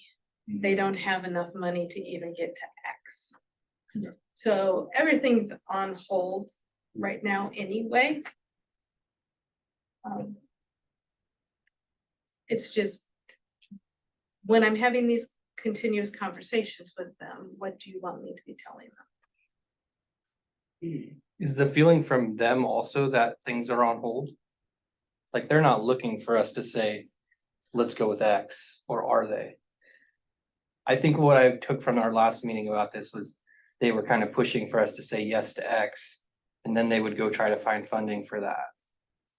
There is some of that. And then if we say we still want Y, they're looking for the city to help find funding, which we always said for the attributes the community wants, we would continue to be partners and try to look for funding.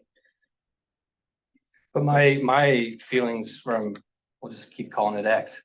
That was not something that property owners affected. That wasn't really that the community wanted.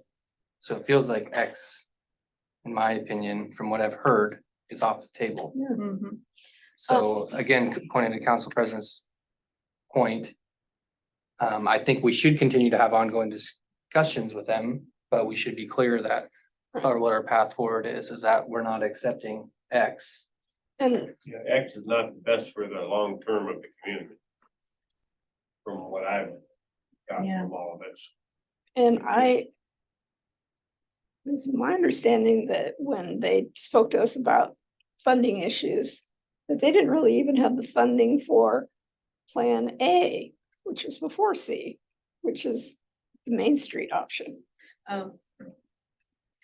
Well, I don't think they're discussing the Main Street option at this point in time because their STIP or their scope of work doesn't discuss a Main Street option. And so I think you're correct, and I think it has to relate to their scope of work and what the funding is supposed to be allowed to be used for.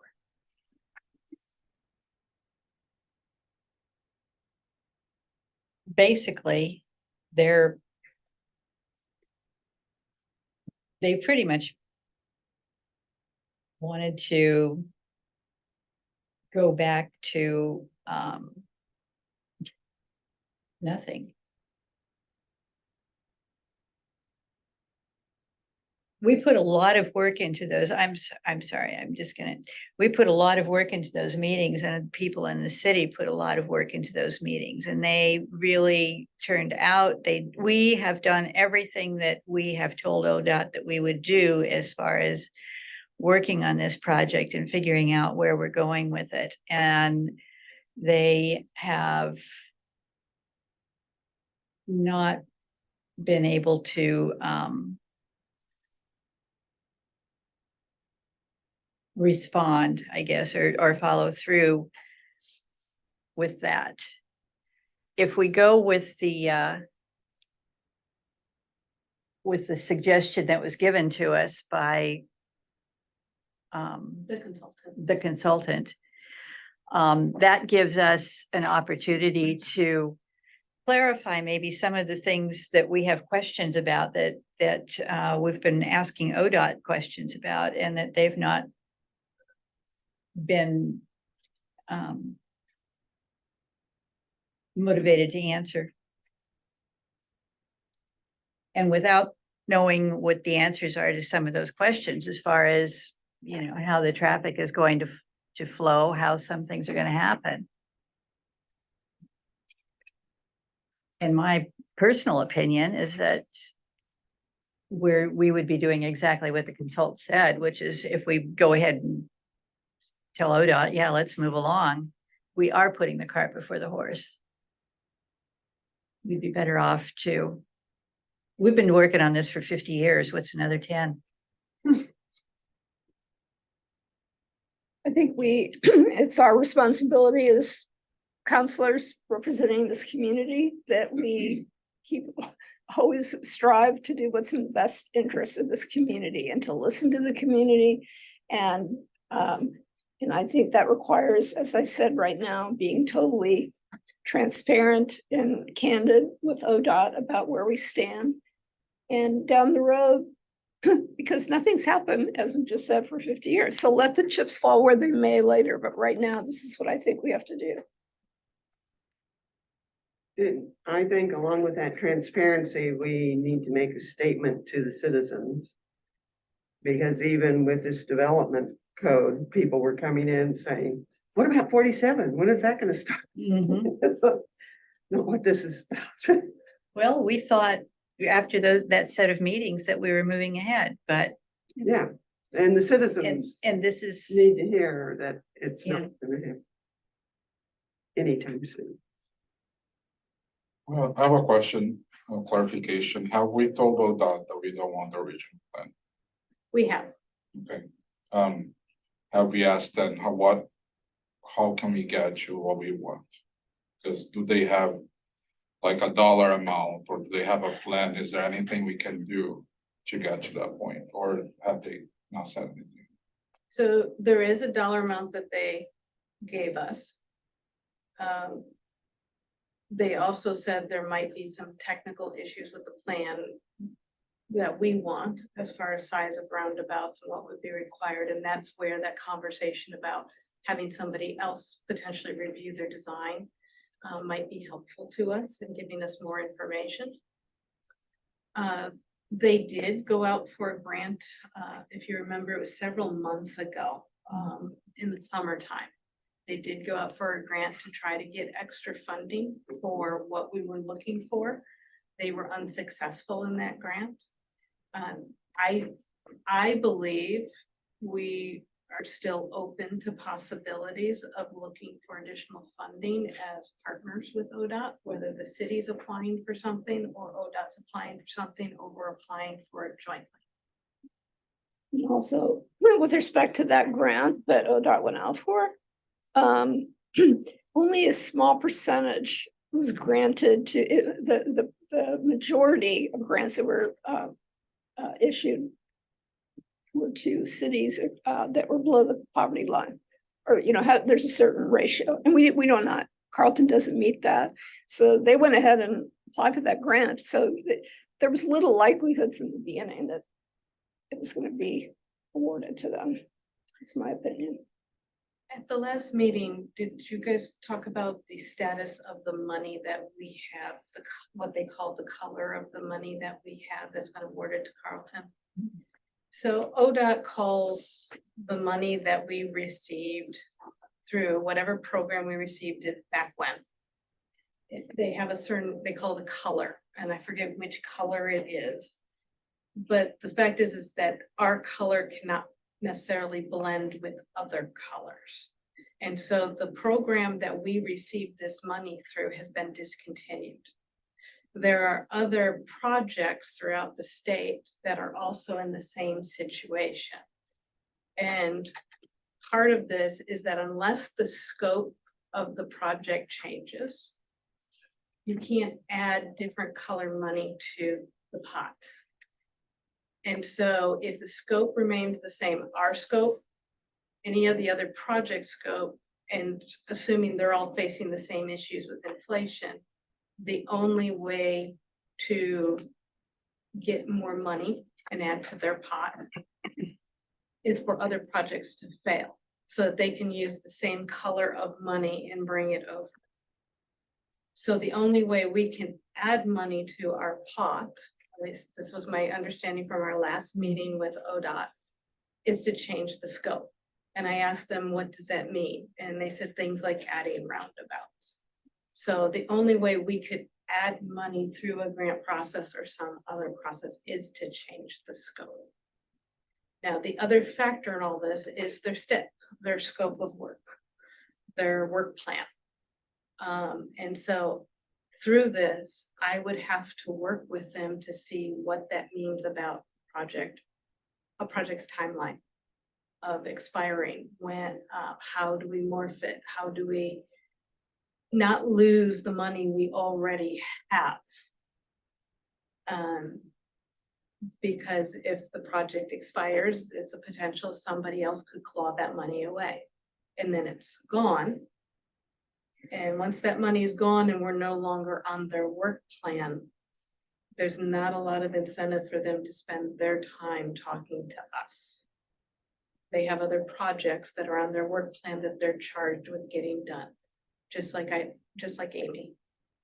But at some point, doesn't it have to get done from their perspective?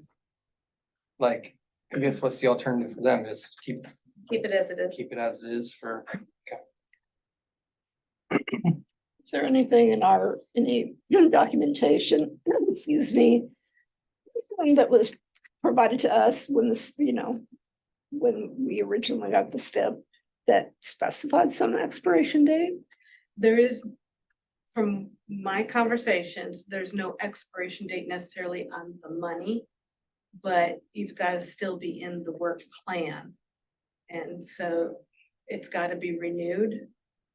If this program is no longer having funds, we have to figure out how to get additional funds and how to change that scope appropriately so that we can get additional funds. Because if other projects who have these funds get built, those funds are no longer available for us to be in the position of hoping they fail, and then we can add those funds to our pot. So we're talking about going back and doing the help me out here. The TSP, Yes. the Transportation System Plan Update. So the consultant's recommendation was to tell ODOT definitively, we don't want to talk about the realignment until the TSP is completed. And my question is, are you comfortable with me giving that definitive answer versus we want to continue working with you, we want to continue finding funding options. And we would prefer to wait to the TSP versus drawing that hard line. That's what I'm asking for council direction on. Where do you? The implication being if we tell them we want to do the TSP and move ahead with that, we have a greater risk of losing the money out of the STIP. I don't know if we have a greater risk or not. That's certainly a possibility. It's certainly if we say we want to postpone it another year and a half. Did the third-party consultant, did they speak to that? Like they say that pretty definitive. Did they have any advice on the funding that we're talking about? Do they feel like that could get lost? Do they feel like, sounds like they're pretty firm in their advice. There's gotta be some reasoning behind that. I don't remember that part being explored extensively during that meeting. We discussed it much. This is Counselor Hill. I have a suggestion in that possibly building in a program that gives us flexibility to respond to ODOT if they want to move forward. But keeping it so that our citizens' hard work with all the meetings and all the hard work that they've put in, for us to continue to honor that is also highly important. But I think shutting doors would be unwise. So having the flexibility to be able to deal with ODOT if they were to come forward with money to start this program would be that would be very wise, in my opinion. You're likely to come forward with money for us, additional money. I don't know. They came forward with the idea to apply for the grant over the summer. They paid for the consultant. We were one of 3 cities they tried for. So I would say it's a 50-50. So is there not, like Counselor Hill was saying, like a happy medium to where we don't draw the line in the sand, but we partially draw the line in the sand and say, here's our direction, we're waiting for the TSP, but we want to have continued discussions or opportunities if finances become available. I think there is. I actually have a meeting tomorrow with the regional manager, and if that was the direction of a middle ground that I was given from the council, I would say that the council believes that there was a lot of public input into community attributes for this road. They want to see those respected. So the way it was originally designed and envisioned is not acceptable to the community. We do want to continue to work with ODOT to find ways to meet the community's goals. We are willing to work and to try to find mutual finance opportunities to fund those goals. And continue to have discussions and work with ODOT to make sure that the STIP does not expire and we don't lose a scope of work with Carlton, even if that means working with ODOT and our representatives to modify the STIP.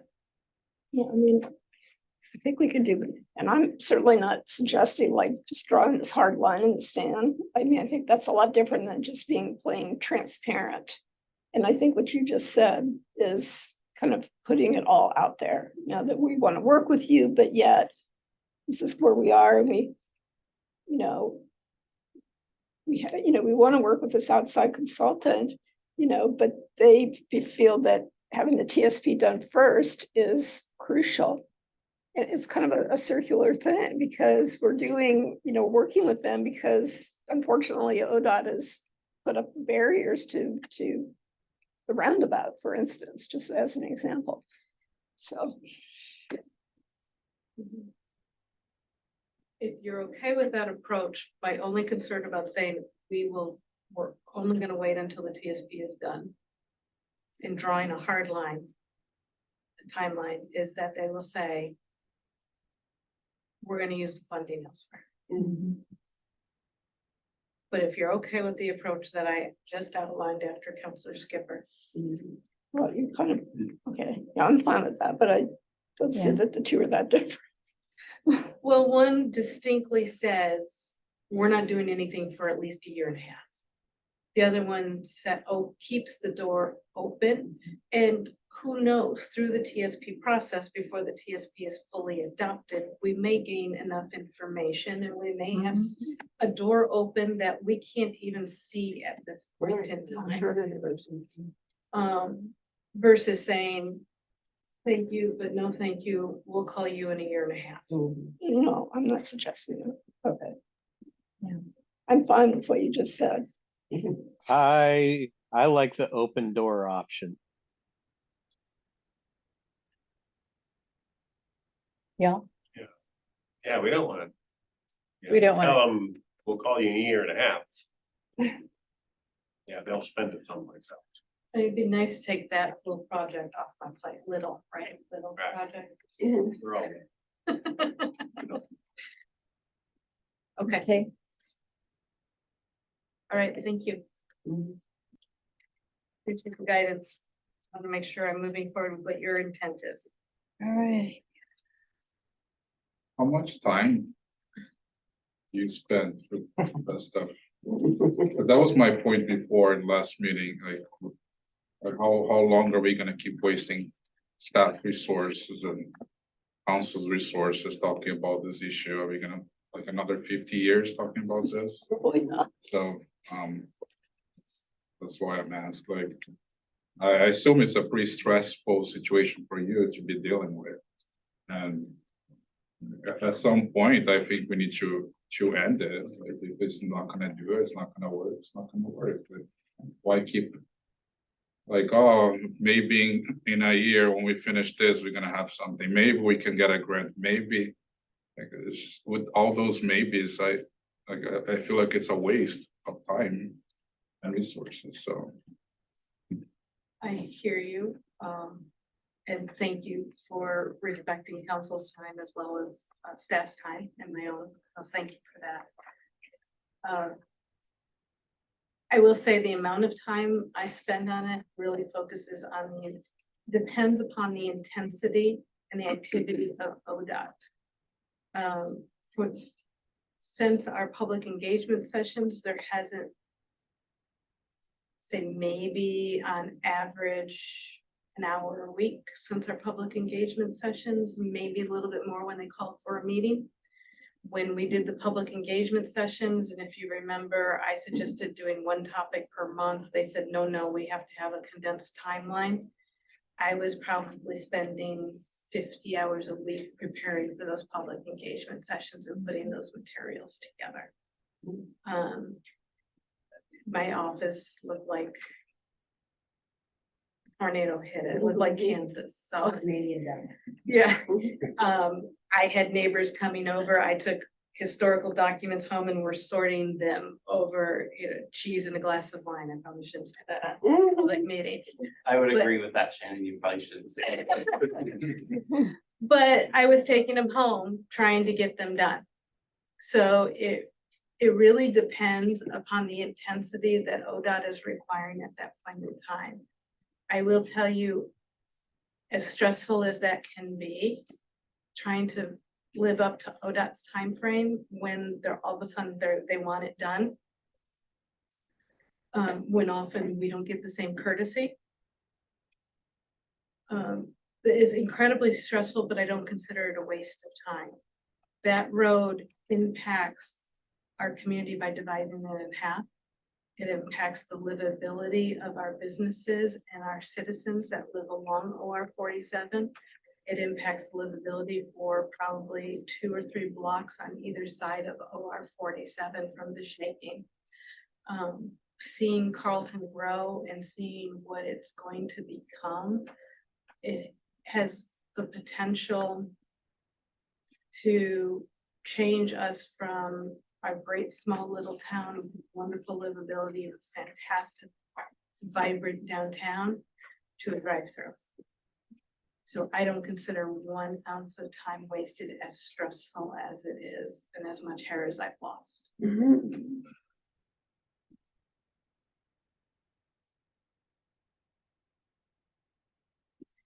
do you We have? need to vote on this or just? Nope. I think I've got my marching orders, Direction. despite him not thinking I should say that on public meeting. Just the line part. Great news. I'm at home. Okay. Are we on to Civic Center Community Room discussion? We are.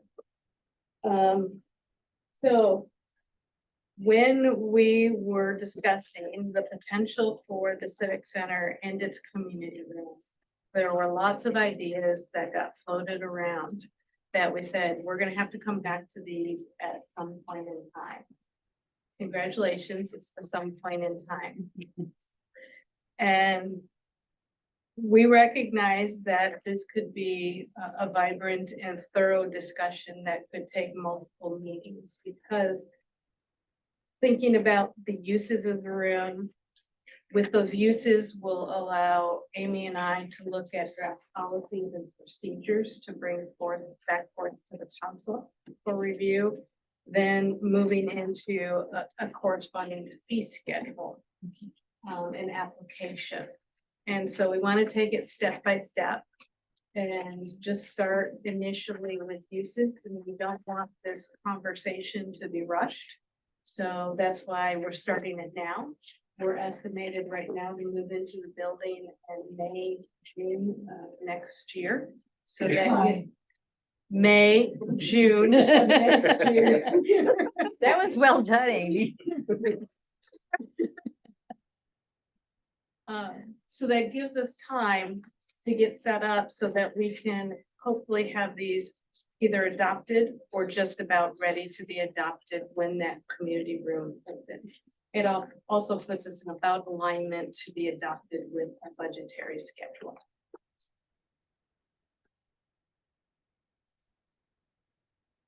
So the first part is uses. Anything that's legal. Marijuana is legal. Yes. Fireworks are legal. Amy, Not inside the building. No. Anything that's legal inside of a building. Goes along with your July timeline. Okay. Let's be clarifying. No, worse than what I said.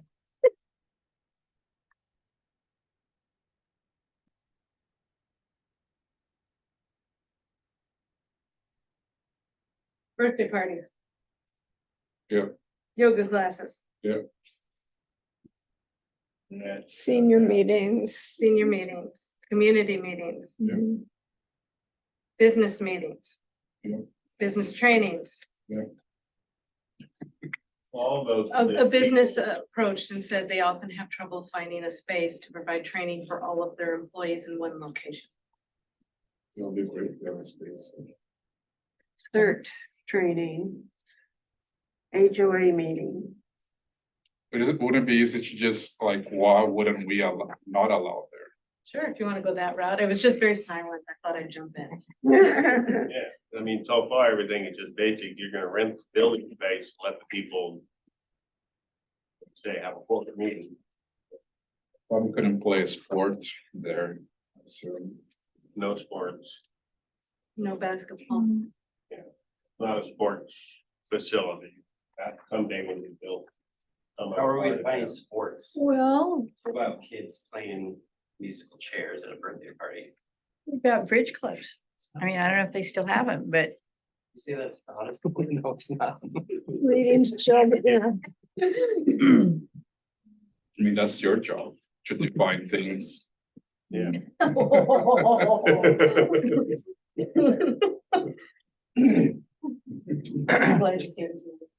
did we cover exercise classes already? I think, yeah, Exercise, yeah. Children's story hours. Or, yeah, reading time. how's the floors gonna be? Is it gonna be different from the other rooms, like If it's like can children's people reading jump time, and stuff? that like somebody then comes and rents a space for an hour every week. Is that what you're thinking for that, or? I wasn't getting into the specifics of it, but, yeah, I mean, obviously, it would be I'm not sure how that's a good question, how something like that would get paid if it was, someone volunteering in the community to read to children, Coordinating with the library. you know. I don't- So, I mean, Let's jump into the fees. that's jumping into details about the fees or how that would be structured. But it could be once a week, could be once a month, could be once a quarter, could be once a year. We had, what was that event that had the reading up to the children in the amphitheater? That was just a one-time. Yeah, it was one It was time. a grant program that they had through the Newburgh. Library. You asked about flooring, Councilor Brandeo. It's going to be, can you go get the gray carpet? Carpet. Yes, it will be carpet because of the acoustics, because the other alternative was going to be concrete. Well, if you remember, it's open beam. There's the acoustics. If you remember, we have a slight AV problem now. So we're trying to improve that. We're trying to improve that. Good color. Only wouldn't work for painting classes. And You got a point? birthday cake frosting.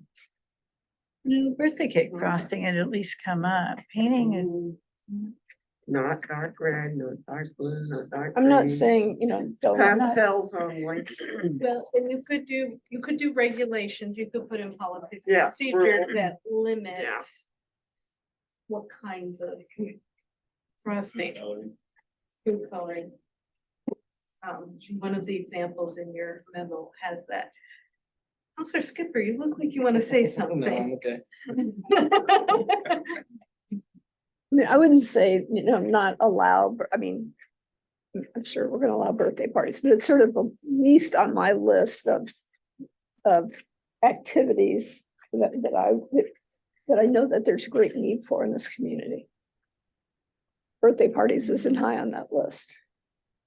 Yeah, I also fear that nice. adult birthday parties could get a little bit out of here. Why would somebody want to have an adult birthday party in that room? Would you, Kevin? Agreed. I don't think my kids would want a birthday party. I don't think it's gonna be here. Civic Center, thank you very much. Are we allowing dogs in there? Oh, Lord. Dogs. Oh, seriously, I mean, somebody comes in, walking in and they have a question for the city council or for the staff and have their dogs with them and they're right there. So why wouldn't they go ahead and run in and ask the question? Well, if it's a service animal. If it's just, Yeah, service animal, a companion animal, I guess. I thought currently, well, we had that happen once with Ellen and her dog. Hmm? We had that happen once with Ellen and her dog. Showed up for the impact section. Do you remember that? That's a terrible idea. During a you haven't told council me about meeting the road. about the trucks. I don't think I was at that one. No, that's. No, you weren't. Are we Yeah. decided on the carpet? I feel like that might bring some issues in terms of like sweat or paint or food falling. I feel like carpet's very not optimal for that type of activities. The carpet is, of all the options that we went through, is the most economical way to improve the acoustics of the room because it is so wide open. In other areas of the first floor, it's gonna be polished concrete. And on the second floor, you've got luxury vinyl tile, carpet in some of the office spaces, and in the bathrooms, you have ceramic tile.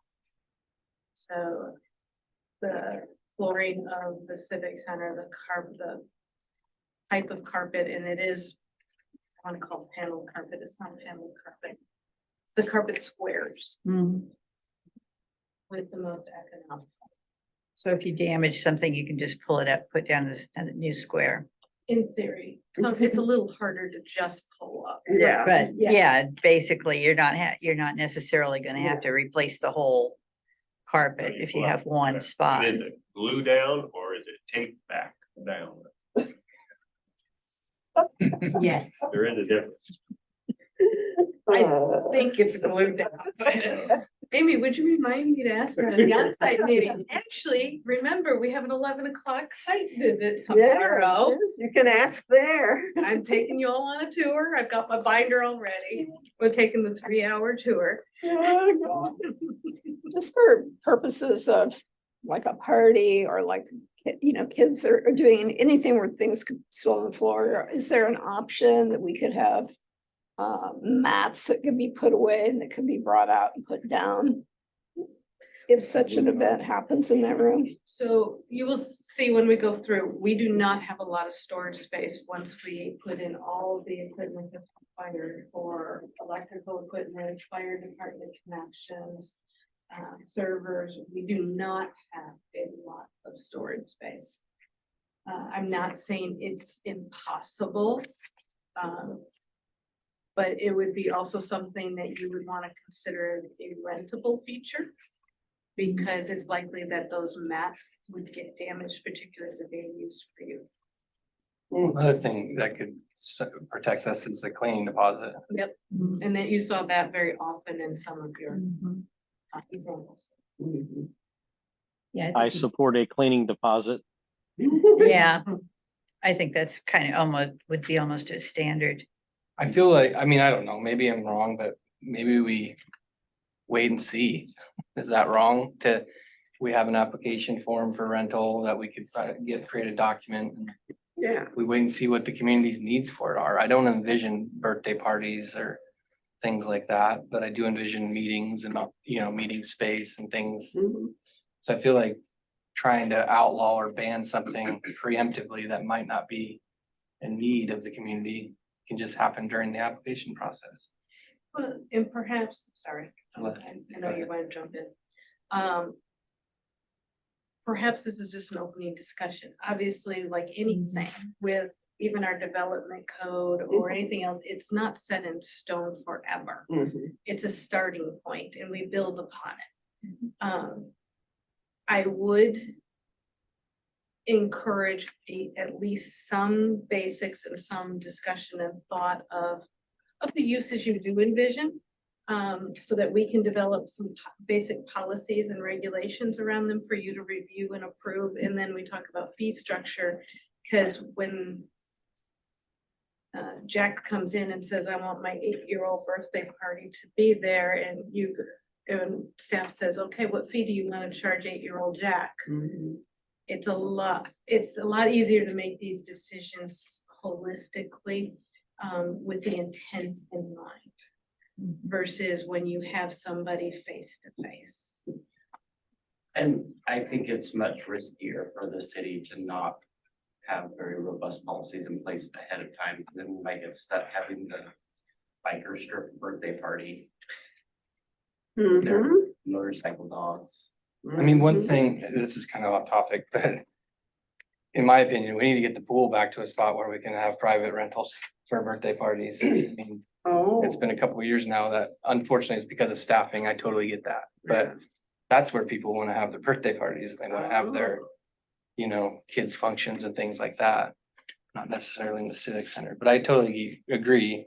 And I saw I appreciate the presentations, but in my opinion, those were buildings that weren't really a civic center necessarily. It was the fairgrounds, it was the community center in McMinnville. I mean, does the city of McMinnville even allow use of their civic center where they host council meetings?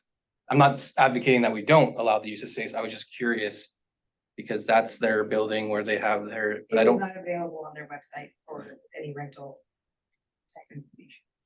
And that may be a function of the fact that they have other facilities.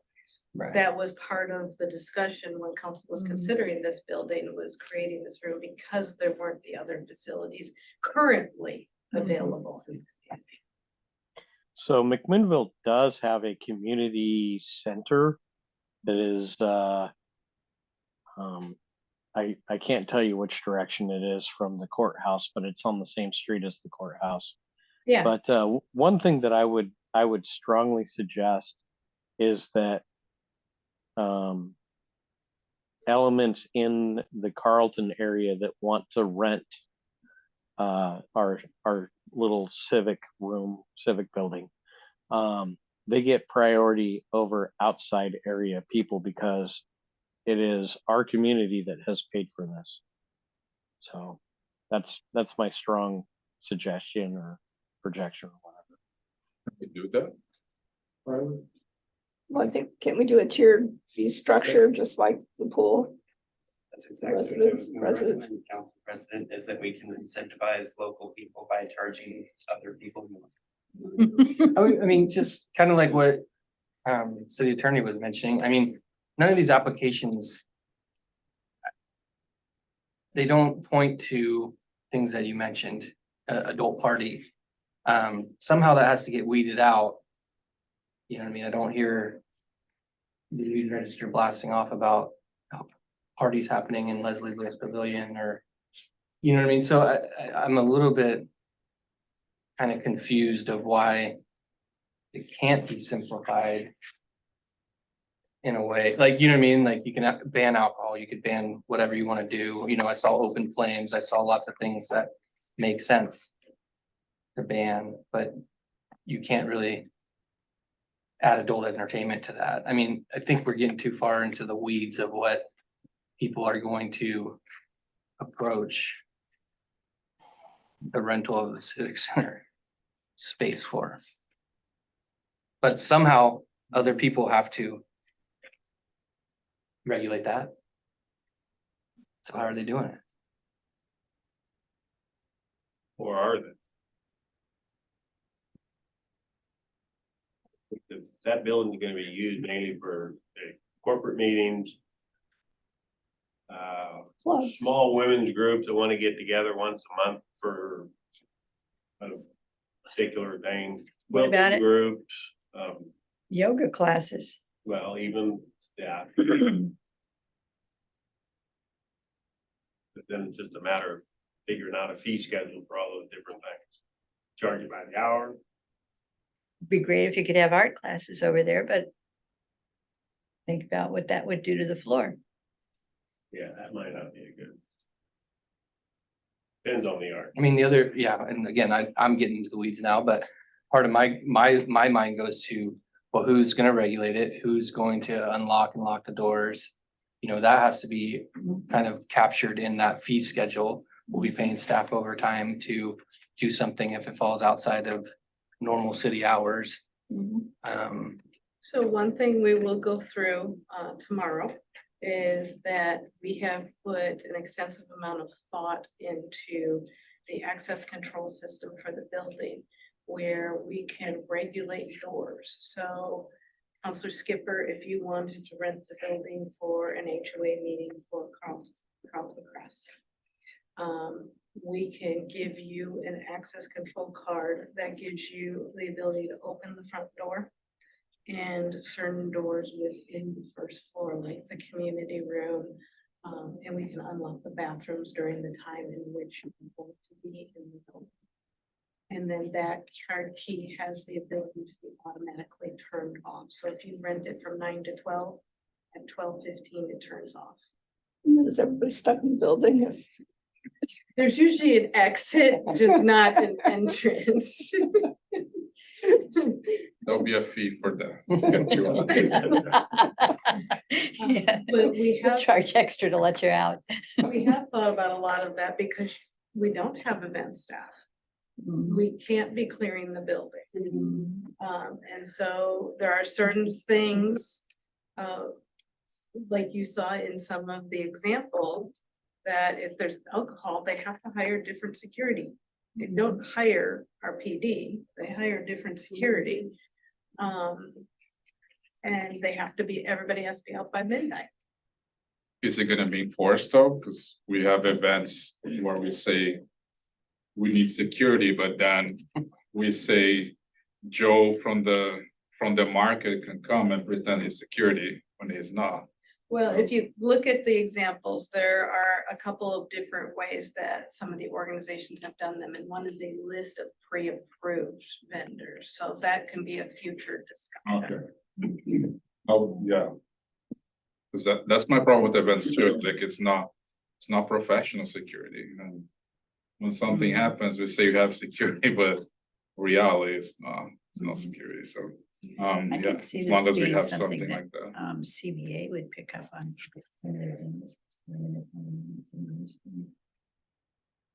Well, the CBA does Yeah, their dance, their whatever they are. right. Why wouldn't they be using that building? One of the discussions I've had with CBA is an extension of their craft fair, Uh-huh, their vendors. right. The American Legion often has feeds. So an extension of the feed right across the street, whatever that is. I want to say crab feed because that just sticks in my head from being on the coast. too Yeah, long. they do a variety, yeah. But yeah, craft fair when they're doing that and the Christmas shows and the Christmas fairs. Okay. I'd be curious at some point to have something in writing about days, times that we know, like right at this point in time, that are blocked out, that cannot be, you know, if someone else can't be using that space because we have court, we have our city council meeting, planning commission meeting. I don't know what other meetings that are, is that it? That's it. I'm trying to think of any other committees right now. Right now, that's the extent. Right, our tourism group can meet upstairs. We have the facility to meet upstairs. It's small enough. Now, do any of these other places you've looked into have something for setup, tear down? Yeah, I do believe they did. Yeah, there was a lot of stuff about returning it to Original original condition. condition, putting chairs away.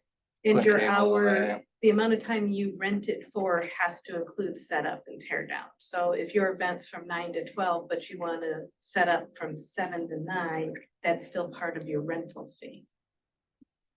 Sorry, I cut you off. Counselor. Because if it's set up all the time, say for council meetings, that type of court, those type of, where the chairs are all out in that. Somebody wants the whole area, and then do they have is there gonna be a place to store all that stuff? So that is one thing we've taken a lot into consideration. And if you remember, that was one of the big discussions about not having a permanent dais for council to sit at. So we have worked very closely with the furniture company to have similar to this of tables that kind of fold into one another, but perform a better U than what is shaped here, so that it's a better flow for meetings, but they are able to be taken down. We're looking at foldable chairs, a lot like what we have here, at least concept wise, they may look different, but so that they can be stored. And those are the things that are gonna be taking up our storage space when the room isn't in use by council or planning commission or court. We know yet, based on the size of that room, how many people can access it at one time? I'm so glad you asked, because I thought to ask that question. So, a lot of it's going to depend on how it's set up, which makes a lot of sense. So the architect said absolute code maximum for the north section of the room, because remember, it can be divided, is 154 and 75 for the south section for a total of 229 people, but that's, he says, like standing room. So again, really depends on how the furniture is set up in the space and how we're going to use it. But some rough scenarios are with the partition open, a council meeting with council tables and a presenter table, about 40 to 50 seats or 60 people total. An average 6 to 8 tables around the north and east and south edges of the room, 80 to 90 people standing, walking from table to table. So that would be like a fair concept. A presentation with a speaker up front seats about 70 to 80 people. With the partition closed with conference work tables, the north room, 4 to 6 tables of 8 to 10 people. And the south room, 2 to 3 tables of 8 to 10 people. At this time, that partition is not 100%, right? It's gone in, it had to go in. And that was The framework or the actual divider pieces. the framework is in and ready for the partition. And so the partition is being ordered. That was something that council gave direction that was a non-negotiable. When we approved that Yeah, plan. but it wasn't, I was under the impression it was framework, but the actual panels were going to be part of, say, the fundraising deal to add to later.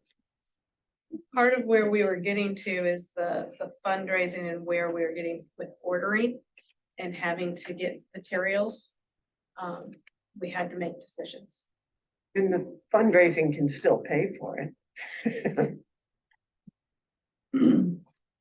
Well, yeah, I understand that. I was just saying.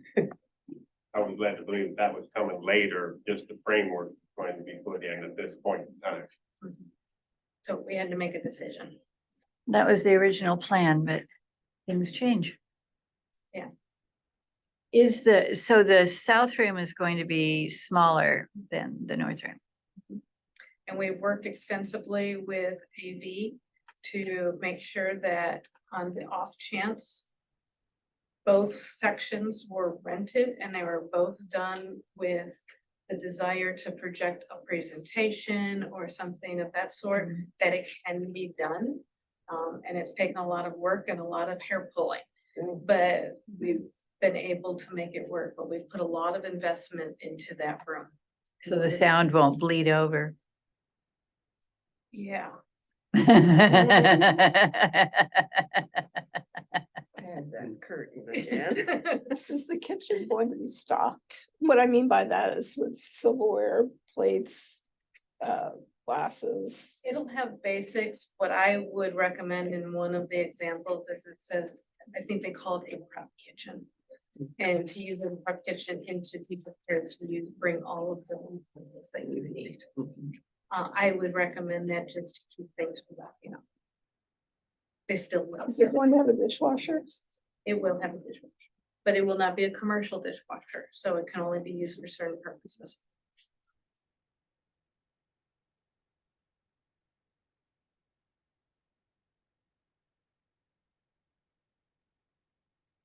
you had enough tonight and you want to move on to the next topic. That's why we thought this might take a few meetings. Well, this is a chance to have a conversation and start thinking about some of these things and come back, and we've got a Yeah. month or so to discuss it before we're moving in. You've got about 6 months. Mhm. 6 months 6 to 9. out.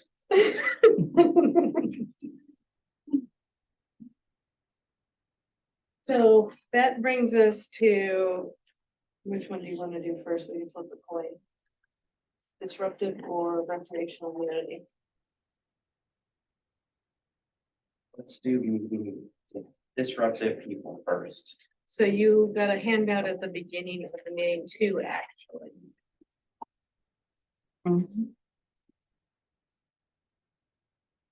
I've given, Okay. One is a white paper, actually. One is handout. all the papers. It says it's a white paper. So, in October, I believe it was actually October 7th. The Beaverton City Council meeting was, I just learned this phrase, Zoom bombed. You guys heard of that before.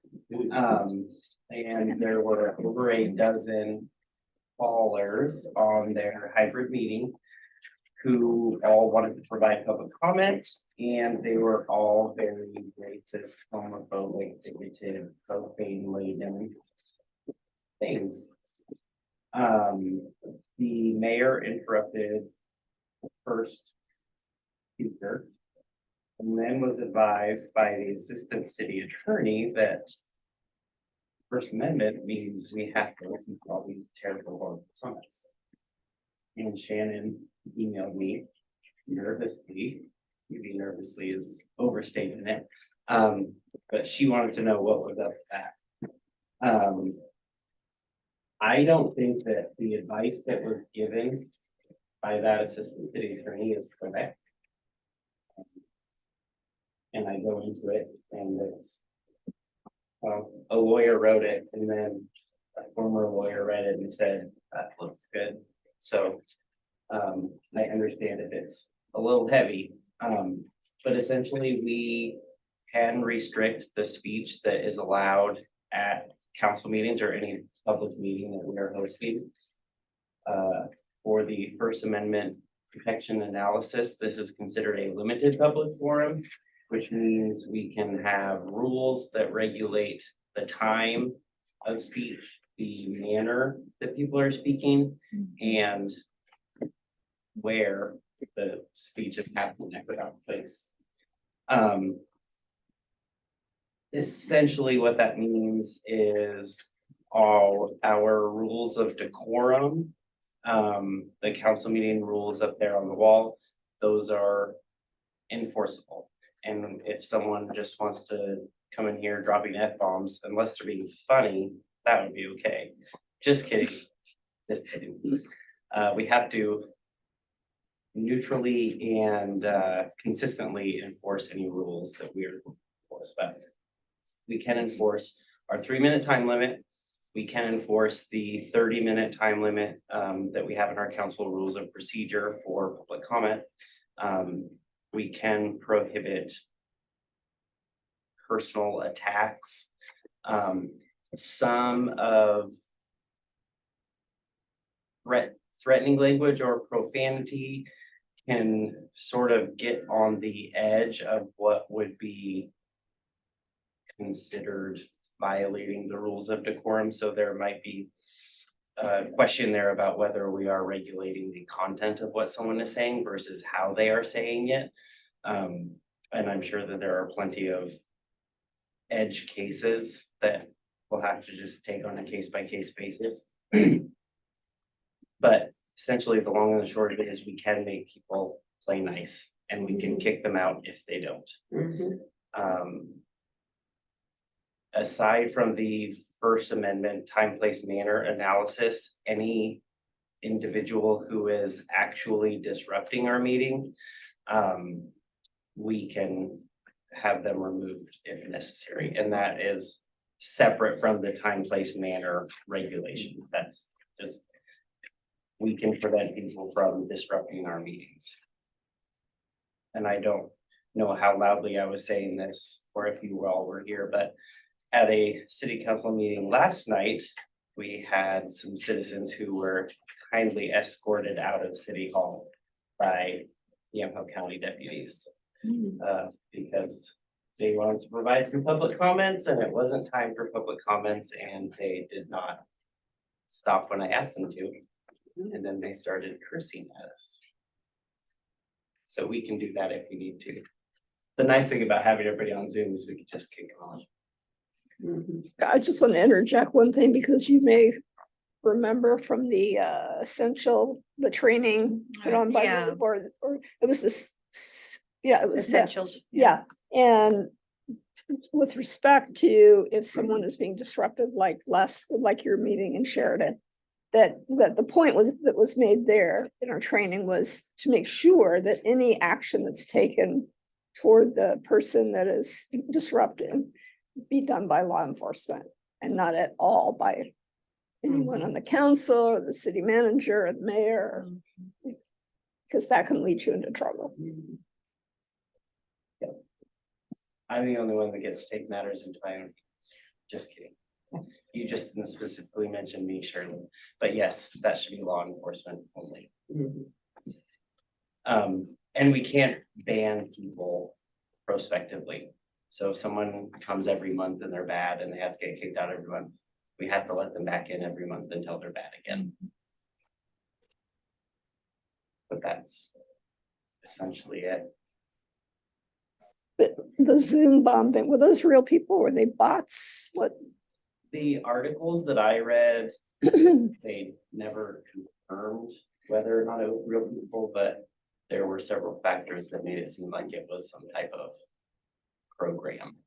And that's a situation that, law enforcement wouldn't be enforcing it necessarily. It would be the staff and the mayor directing that turn it off. What is the procedure? Do we have a procedure in that? Like, if someone starts speaking something that we don't like, I guess, do we call the police and We just can't wait? just stop people from saying things we don't like. Oh, darn. This is a public meeting, it's recorded, so I need to correct that, but yes, I understand what you're saying. Mayor Watkins or whomever the presiding officer at that meeting is, would be the first person to ask them to stop being disruptive or doing whatever they're doing. And then it is really gonna be a case by case basis about whether they listen or not and how it escalates. But I think not escalating unnecessarily would be a good route to take. But some people escalate themselves. So it would, what I sort of envision is the mayor would ask somebody to stop talking or doing whatever they're doing. They don't. Maybe give them a second warning and say, you're gonna have to leave if you don't stop. They don't stop, we ask them to leave. And then if they don't leave. I don't know, I'm trying to remember after you came on board if we did that, but I can remember going to city council meetings and the chief was always there. We always had at least one officer and And I think even, what was that true? No, then we had a new manager and then it stopped. And I think even that was planning. it. Not you, Shannon. planning meetings, Yeah, but generally, yeah, that's right. There was an interruption in that, but when I first came here, I don't know when I first came here, but when I was starting to attend meetings, we had, the chief was generally at those meetings. He definitely was, and it's depending on if it was a public meeting or something that was like a public hearing or discussion. There might have been more than just him. There might have been him and one other officer. We always had that. And nobody. Yes, Didn't mean to cut you off, Mayor. I No, strongly support no threatening or racist behavior at all, period, ever. It's intolerable. We've got beautiful people in our community. And I'm saying this as a United States veteran that's come back from other places. We have one of the best communities in the world, in my opinion. And let's keep it that way, just by being intolerant to poor behavior. And poor behavior absolutely is racist, and poor behavior is making threats to other community members. It should never be tolerated. And I absolutely support our group rejecting any of that behavior at any time. So, and I understand freedom of speech, and I'm one of the biggest supporters of the Constitution, but our body, I believe, has the right to conduct business, and if it interrupts our good business of providing the best quality services to our citizens, then I believe that we have the right to say, hey, this behavior right here is unacceptable for our meetings. So that's just what I have to put in. thank you, Counselor. Are there any other comments or thoughts or questions? You had something else on your mind? Yes, thank you, Mayor. I wanted to make sure that you had some guidance in light of the public article about Beaverton and what was advised to the mayor. So I wanted to make sure that our council has some additional guidance. Thank you. But yes, the other thing, all of our minds is recreational immunity. So I had printed out,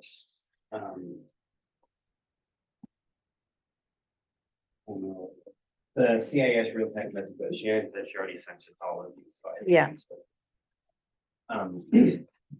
This is, well, I'll give a brief rundown because I think I don't agree with how the case was described. It didn't take away recreational immunity, and maybe this is a very lawyerly semantic point. But what the Court of Appeals actually held was that it is a fact question. So the lawsuit has to go to a jury all the way through about whether or not the harmed individual's primary purpose in using the property was for a recreational purpose or some other purpose. Specifically in the Fields v. City of Newport case, it was a woman who was with a friend and they had their dogs and they were walking on a trail to the beach. Or actually, I think they're actually walking back from the beach. Not that that was a difference. But her attorney argued somewhat successfully at this point that they were not recreating on the trail, that they were essentially traveling on the trail to go have fun at the beach. Before this Court of Appeals case, cities, any local jurisdiction, local governmental jurisdiction could have the lawsuit dismissed immediately based on recreational immunity. So it's not that recreational immunity is gone, it's just that we don't have the superstar protection that we used to have. The Oregon Supreme Court declined to hear the case, which is why this is kind of blowing up this past month, because that was in, I think it was October 6th. The Supreme Court said that they weren't going to hear the appeal from the Court of Appeals.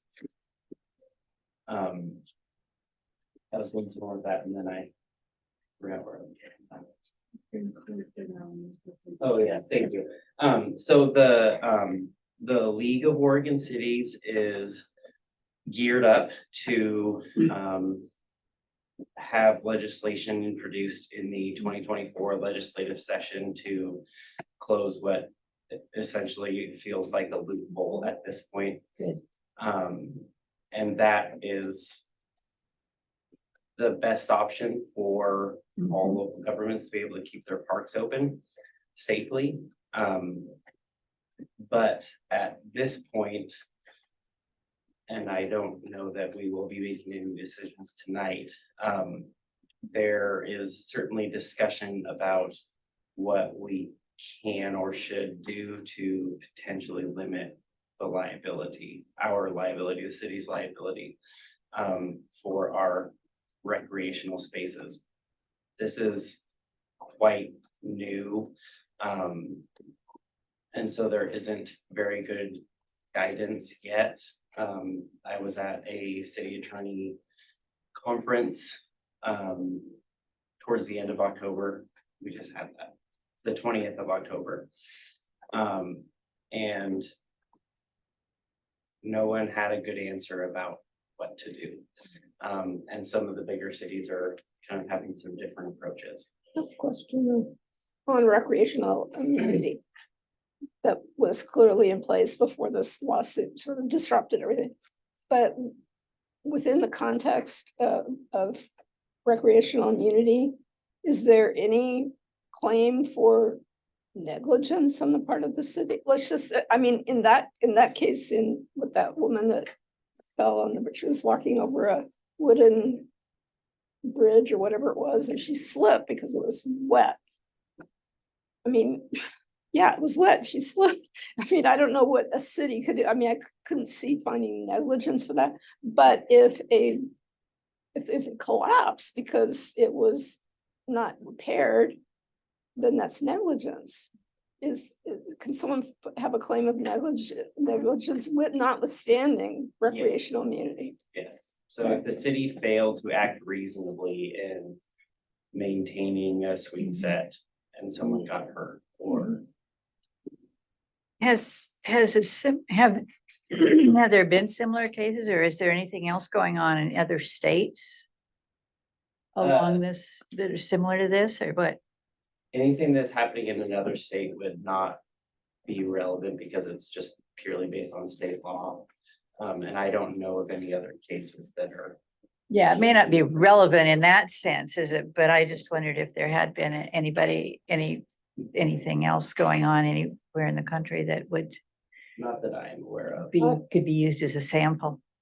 I have another question, and that is with respect to our city, going back, at least 5 years, how many not lawsuits or anything, but just like claims have been lodged with the city of slip and falls, et cetera, within our city limits on public space? I don't know that I've kept a running track, but we certainly get calls. There are certainly actions in which we take steps in case further claims come. So we have had complaints. I mean, but On sidewalks and steps going into the old building. They are very, very. have there been any of those that you would have said we claim recreational, the defense of recreational immunity? I don't know that they've risen to that, but it doesn't mean they couldn't have. Are there any areas that we should actively try to mitigate possible issues in the future? For instance, that's something I try talking about, but it's this park here is sort of used as a dog park, unofficial dog park, when it's not. And so if someone would get bitten by a dog there, when there's no signs, no nothing in the park, could the city be liable for that? And especially now with this case that happened. And I guess my question is, with that, do we have other areas that we also will be open for litigation? On the dog question, do we have rules against dogs being off leash in the park? Nope. We do in the upper part, in the lower part, we do not. So that would probably be. The argument I would make is that you assume the risk that there are gonna be dogs off leash. And it would primarily be the responsibility of that dog's owner. So I don't believe that we are exposed to any additional liability by not having a specific gated or fenced dog park area. Your follow-up question is much more difficult. The safest approach would be to close all city property that is used for activities. Oh, But I yes. don't think that that's what we want to do. We have 1,000 Would that pitchforks consider- down here. Immediately. We'll need Chief Martinez at all of our meetings. What is the middle ground? We'll have though? 2,000 That's the pitchforks extreme, down here. right? So what's the, That's the extreme. The middle ground is a little bit of uncharted territory, because this is so new. I guess somewhat ironically, the city attorney for the city of Beaverton was one of the presenters at the conference I was at. And they are talking about essentially, except for their like actual parks, like play structures, they are going to put no trespassing signs everywhere. Anything that's not, like perfectly flat field. I don't think that that's necessarily a good approach. How would you how would you enforce that? Well, then you're basically telling the people who pay their taxes for public property that they are not allowed on their public property. I wouldn't phrase it like that, but one could. I don't think I'm misjudging the council by saying, I assume we want to keep as much park space open as possible. And we want to allow people to recreate. No, it's just for parks, let's say a kid is riding a skateboard down Cooch Street, some of the sidewalks are bad. They crash, fall, parents say, well, my kid was out. Well, that'd be the property owner's issue. Property owners are responsible for the sidewalks in front of their house. That would not be the city. It also would not be protected by recreational immunity. Oh, what if we designate all of the public right of ways linear parks? Not right. Tyler, all the documentation that I have read, including I actually read the case itself, of what we're speaking of. And the focus seems to be on improved walkways, trails, improved trails. I mean, as opposed to other aspects of public facilities. I mean, they specifically talk about improved trails. That's where the injury occurred. No, but it sort of went beyond that, I mean, in terms of the focus on the issue. Or no, is it just gonna go cover everything? I don't believe that it's limited to a trail type area, that it's any recreational immunity applies to any recreational properties that a city has. Or any local jurisdiction. It's actually more expansive than just local jurisdictions because that same recreational immunity applies to private property owners who allow the public to access trails and trail areas, but that doesn't really apply to us. But there's nothing that limits this case or the impact of this case on recreational immunity that limits it to a trail type situation. So someone is walking across a park and gets hurt and they weren't doing park stuff. Don't really know. There is the potential argument that their primary purpose of being at the park was not a recreational purpose. So we cannot assert recreational immunity to avoid a lawsuit, and then it's a question for the jury about what their primary purpose was. Excellent question, because that's a very good segue to what I think is the best balancing of allowing people to use our parks, but trying to protect ourselves. I think we should implement additional signage at all of our properties that can be used for recreational purposes. And we can say on that sign or reference some policy that would be on the website that these properties are only open for recreational uses.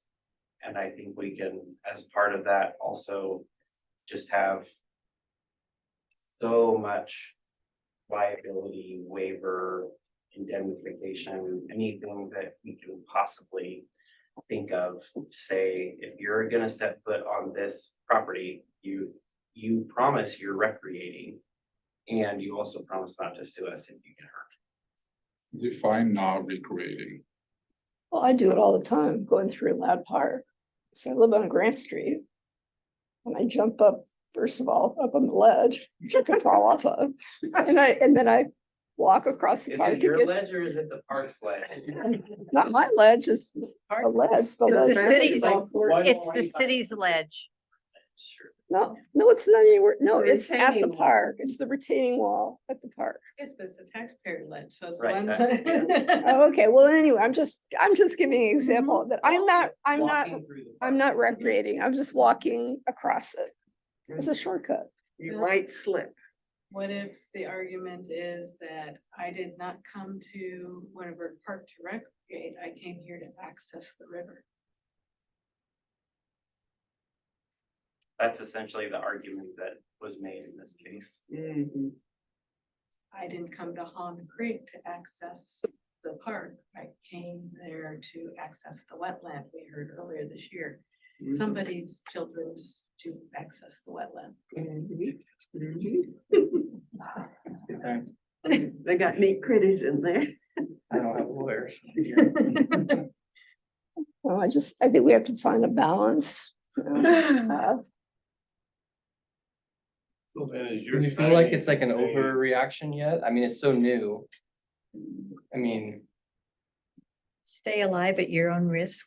I agree with the signage to protect us. But it's the reality of our world. I go to Walmart or, you know what I mean, pour my hot dog McDonald's coffee on me, and some people are just inevitably going to sue Lawsuit. or try. Lawsuit. Yeah, So I'm not an advocate for closing down parks for something that may or may not happen. Does insurance covers any of it? Do we have any type of insurance that covers parks or issues you might have in the park? We do, Yes. we do have insurance.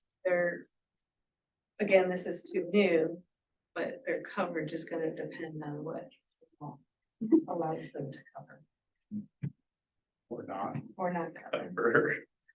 Or- Well, something's got to be done about this because it literally would mean like shutting down the entire state of Oregon for, public access. Right. Well, and I think Yeah. what Tyler was saying is that League of Oregon Cities, and I'm sure the city insurance folks are having some long discussions about this, and the legislature is going to be very busy over the next year and a half. And I think going to Counselor Skipper's point about not wanting to overreact, Mhm. my job is to be very cautious.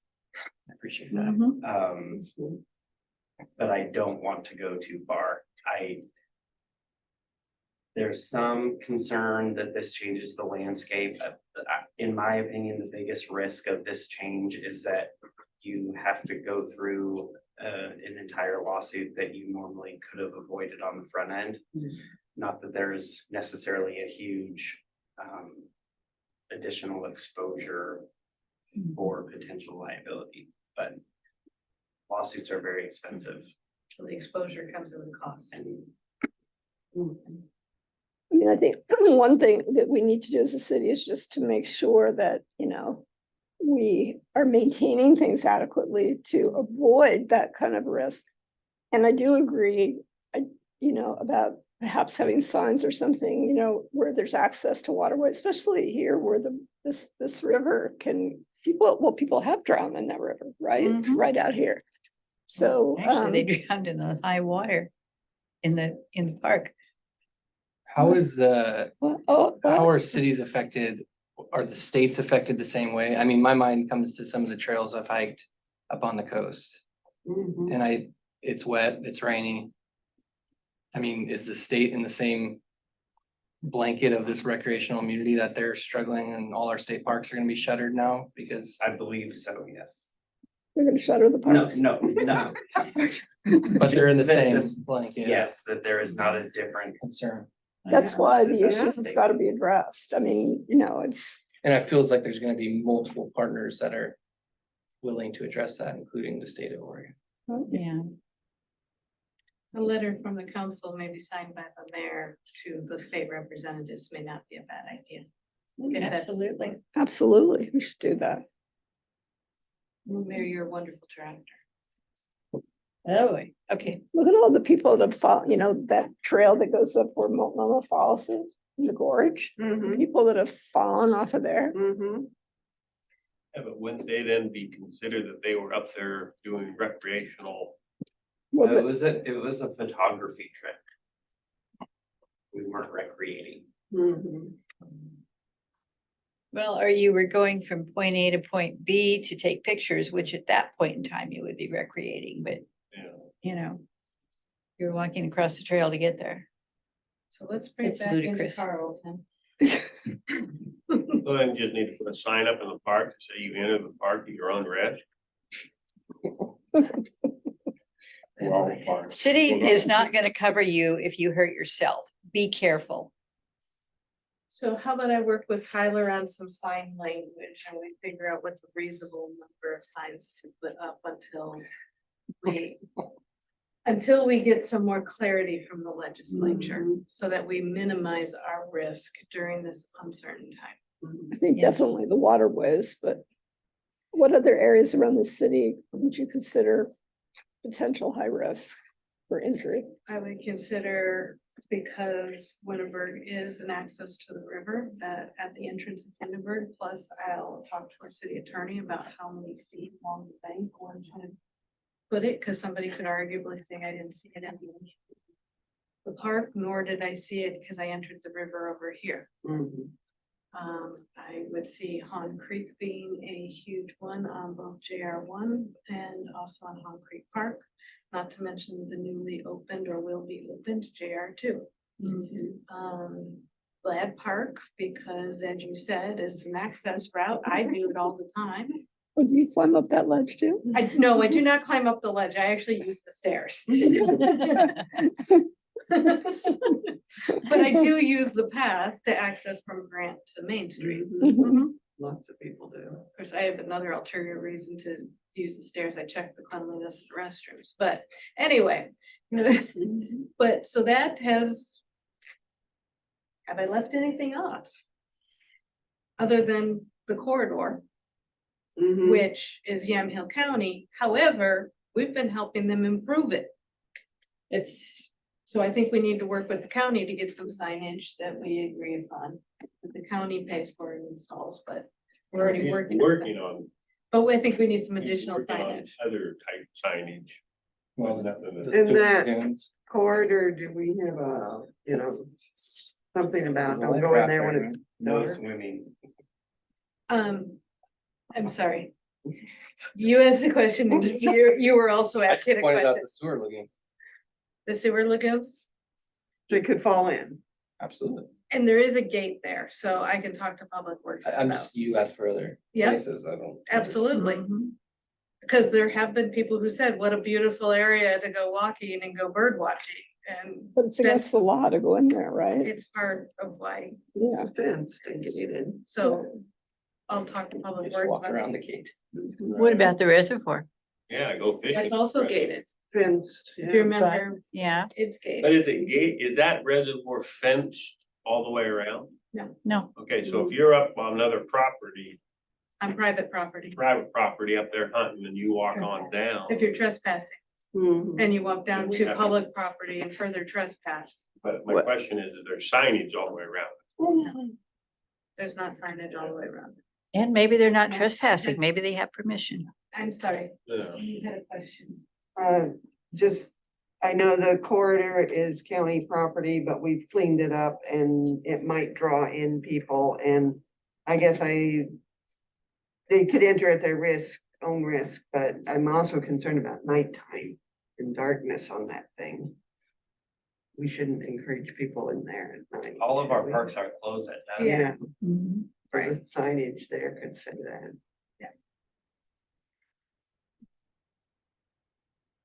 So my recommendation is we work on some signage Mhm. so people can still access the parks, but But I we're just not listed, doing nothing. but I just listed every green space in town. Yeah, I think you covered it. This would have never happened, but that woman, when she fell, had a bad break. So she's like, somebody's got to pay for this. Oh, it broke, She had terrible breaks in her leg. Yeah, 2 bad breaks. Allegedly. But Mhm. you know what? She slipped. I mean, I- come on. I agree with you, Shirley. I agree 100%.